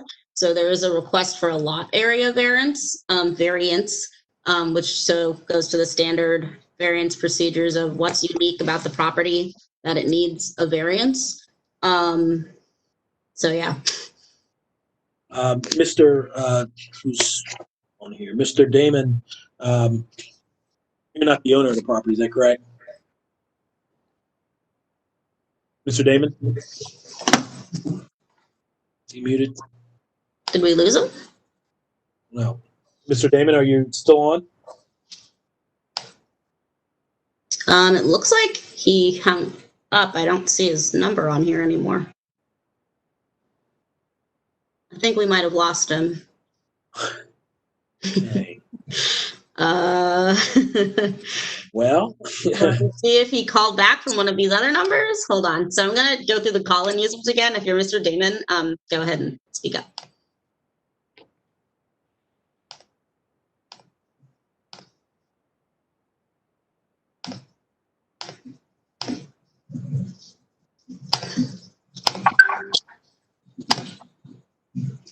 Yep, I think we lost him.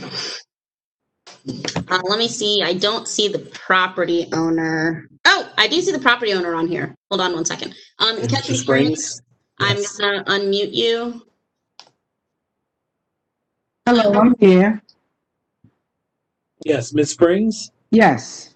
Hi, so you are the property owner for this property located at 1107 North Fulton? Yes.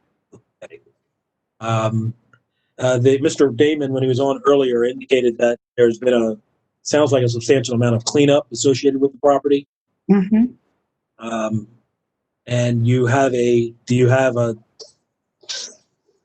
any tenants waiting to lease that property? Yes, I mean, we basically waiting for this, to continue. I hope, this goes through. So I do have people. Okay.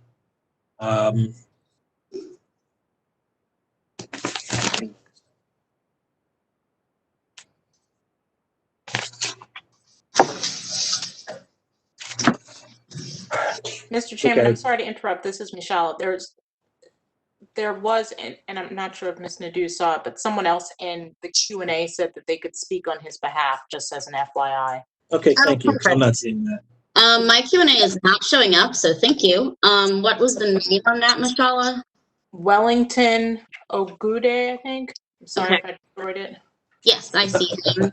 And he is unmuted. Oh, hello, everyone. We're all on the same team. I just wanted to make sure that his role was covered if he wasn't available. So Ms. Spring is here and I'm here as well. So if you have any questions, we can both chime in. Yeah, as I was saying, if you may have heard, I just confirmed with Ms. Springs that, as Mr. Damon said, that this particular property has whatever blight appeared to be existing previously with the vacancy of the property. That sounds like, from Mr. Damon's description, that's been cleaned up and debris removed, and it's generally in a much better position at this point. Correct. Is it in moving condition at this point? Well, no, not yet. Okay. All right. Well, we've been reviewing the records that the city has for this property, and apparently it's still permitted dwelling units. History of vacant. Is there anything else you'd like to add to your application or tell us about work done to the property? Wellington, go ahead. Well, we just wanted to say that we would like to be a great addition to the community. It's a flourishing community with that has great potentials for growth and to accommodate, a lot of families that are in need of living accommodation. Our goal is to be a part of that, to bring people in, to give them a space to reside in, to raise their families like as expected. We know it's been vacant for a while, and we would really, really want to be an example for all the other buildings around that community to kind of develop it as well. If the board doesn't mind, I do have one question. There isn't a parking variance in this case, but just out of curiosity, what is the parking in the area like? Okay, go on. Was that for me to respond to? Yes, please. Oh, there's street parking and there's the parking behind the building one parking for the resident, for one resident behind the building. Okay. Thank you. You're welcome. Do you plan to reside in the building? The owner's son would be residing in one of the units, and the rest of the units will be leased out. Good. Thank you. All right. Any additional questions from the board? I'm good. Okay. Well, thank you, folks, for your presentation. I appreciate you stepping in. Thank you so much. Thank you. All right. That will conclude the regular docket for today, so we can proceed to deliberations on these remaining cases. Good. Mm-hmm. Okay. I don't think I have anything to need to discuss for any of them. Is there anything that anyone would like to discuss? 113